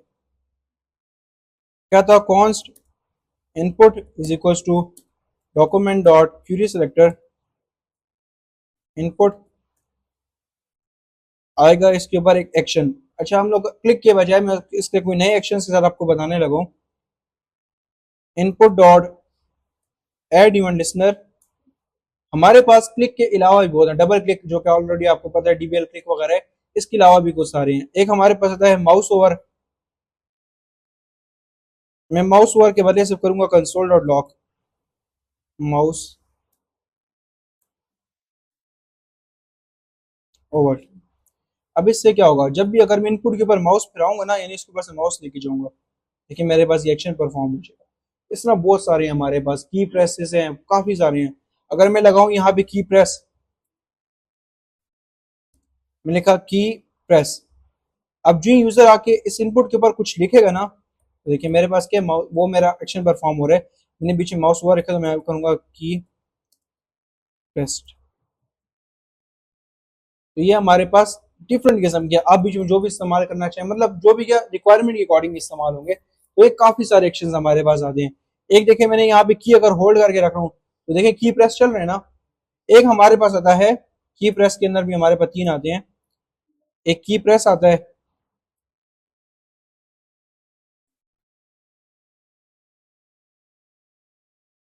एक हमारे पास आता है की अप। की अप अगर मैं लगाऊं ना तो ये है ना कि मैंने अगर यहाँ पे कुछ लिखा है ना, ये तो देखिए कुछ भी नहीं आ रहा ना, लेकिन जो ही मैं अपने बटन को छोड़ूंगा मेरे पास आ जाएगा। की प्रेस के केस में जब तक आपने प्रेस किया हुआ है तब तक हमारे पास एक्शन परफॉर्म होता रहता है, लेकिन की अप के केस में जब आपने बटन पकड़ के छोड़ा है तब हमारे पास एक्शन परफॉर्म होगा। अब देखिए मैं बटन पकड़ के छोड़ता हूँ तब मेरे पास एक्शन परफॉर्म हो रहा है। एक हमारे पास आता है की डाउन। की डाउन कहता है कि जब तो आपने बटन पकड़ के रखा है, ये हमारे पास की प्रेस जैसा ही है, बस की अप में डिफरेंस ये कि आप जब बटन छोड़ेंगे तब हमारे पास एक्शन परफॉर्म होगा। सही है। अच्छा अब हमारे पास यहाँ पे एक और चीज आती है, इनपुट से केस में आता है, एक होता है फोकस और एक होता है ब्लर। ये जब आपने इसके ऊपर क्लिक किया ना, देखें इनपुट जो हाईलाइटेड हो गया ना, इस चीज को फोकस कहते हैं कि इनपुट फोकस में आ गया। और जब कहीं और क्लिक करेंगे तो इस चीज को ब्लर कहते हैं कि अभी हमारा इनपुट ब्लर हो गया। फोकस के केस में अगर मैं माउस यहाँ पे रखूँ ना, कुछ भी लिखना चाहूँ तो मेरा डायरेक्टली इनपुट में ही लिखा जाएगा, लेकिन ब्लर के केस में वहां पे कुछ भी लिखा नहीं जाएगा। तो ये हमारे पास दो एक्शंस हैं। मिनी का इस्तेमाल करूंगा, लिखूंगा input dot add event listener. इस दफा बीच में एक्शन आ जाएगा हमारा फोकस। इसमें भी हमारे पास दो हैं, एक होता है फोकस इन, यानी जब यूजर ने इसके ऊपर फोकस किया है, और एक होता है फोकस आउट, यानी यूजर ने इसको ब्लर किया है। मैं यहाँ पे फोकस के साथ चलूंगा। हमने एक्शन परफॉर्म करवाना था ना, फिलहाल मैं चले आपको चला के दिखाता हूँ कि चल रहा है कि नहीं फोकस्ड। तो जब यूजर यहाँ पे आके देखें फोकस में आई है तो यहाँ पे फोकस लिखा आ गया। ब्लर के केस में यहाँ पे कुछ भी नहीं आ रहा। आप ये सेम काम फोकस इन की मदद से भी कर सकते हैं, तब भी बिल्कुल सेम चीज हमारे पास आएगी। फोकस हमारे पास यहाँ पे आ गए। सही है। अब यहाँ पे हम लोग अगला काम करते हैं। अगला हमारे पास क्या था कि एक एनिमेशन होनी है कि यूजर क्लिक करेगा तो बड़ा होना है, वापस ब्लर करेगा तो छोटा होना है। तो मैं यहाँ पे चारों देखिए सीएसएस तो मैंने ऑलरेडी बना के लिखी हुई है ना, डॉट फोकस की सीएसएस लिखी हुई है कि नहीं लिखी हुई? मुझे क्लिक करने पे ये CSS उसके ऊपर ऐड करवानी है। ये कैसे होगा, कैसे होगा? सेट एट्रीब्यूट की मदद से इनपुट डॉट सेट एट्रीब्यूट और बीच में क्या पास करेंगे, वहां पे मैंने क्या दिया, क्लास थी, क्लास कॉमा और क्या दी, फोकस। अब देखें जो ये हमारे पास फोकस हुआ विद काफी इंस्टेंटली हुई है, लेकिन हुई तो है ना इसकी विद, पहले इतना था अब हमारे पास इतना हो गया। सेम तरीके पे मैं चाहता हूँ ब्लर करने पे विद कैंसिल हो जाए, इसके लिए आप क्या करूंगा, हमारे पास मैं इतना करा दूं आपको, इनपुट डॉट क्या है वो, एड इवेंट लिसनर। आप चाहें तो फोकस आउट भी लगा सकते हैं, आप चाहें तो ब्लर भी लगा सकते हैं, मैं यहाँ पे ब्लर का इस्तेमाल करूंगा। एक्शन बीच में लिखा। अब मुझे पता है कि ये कैसे काम करेंगे, बीच में क्या करना है, input get dot set attribute, इसके बाद एम्प्टी छोड़ देंगे, बस हमारी जो क्लास है अब एम्प्टी हो जाएगी। इस तरीके पे हो गया। अब ये काफी फास्ट है, सही नहीं है दोस्तों, मैं थोड़ा सा स्लो डाउन करूंगा, इसके लिए मैं हल्की से एक एनिमेशन डालता हूँ। ये हमने पढ़ी भी नहीं है लेकिन इसको हम देख लेंगे।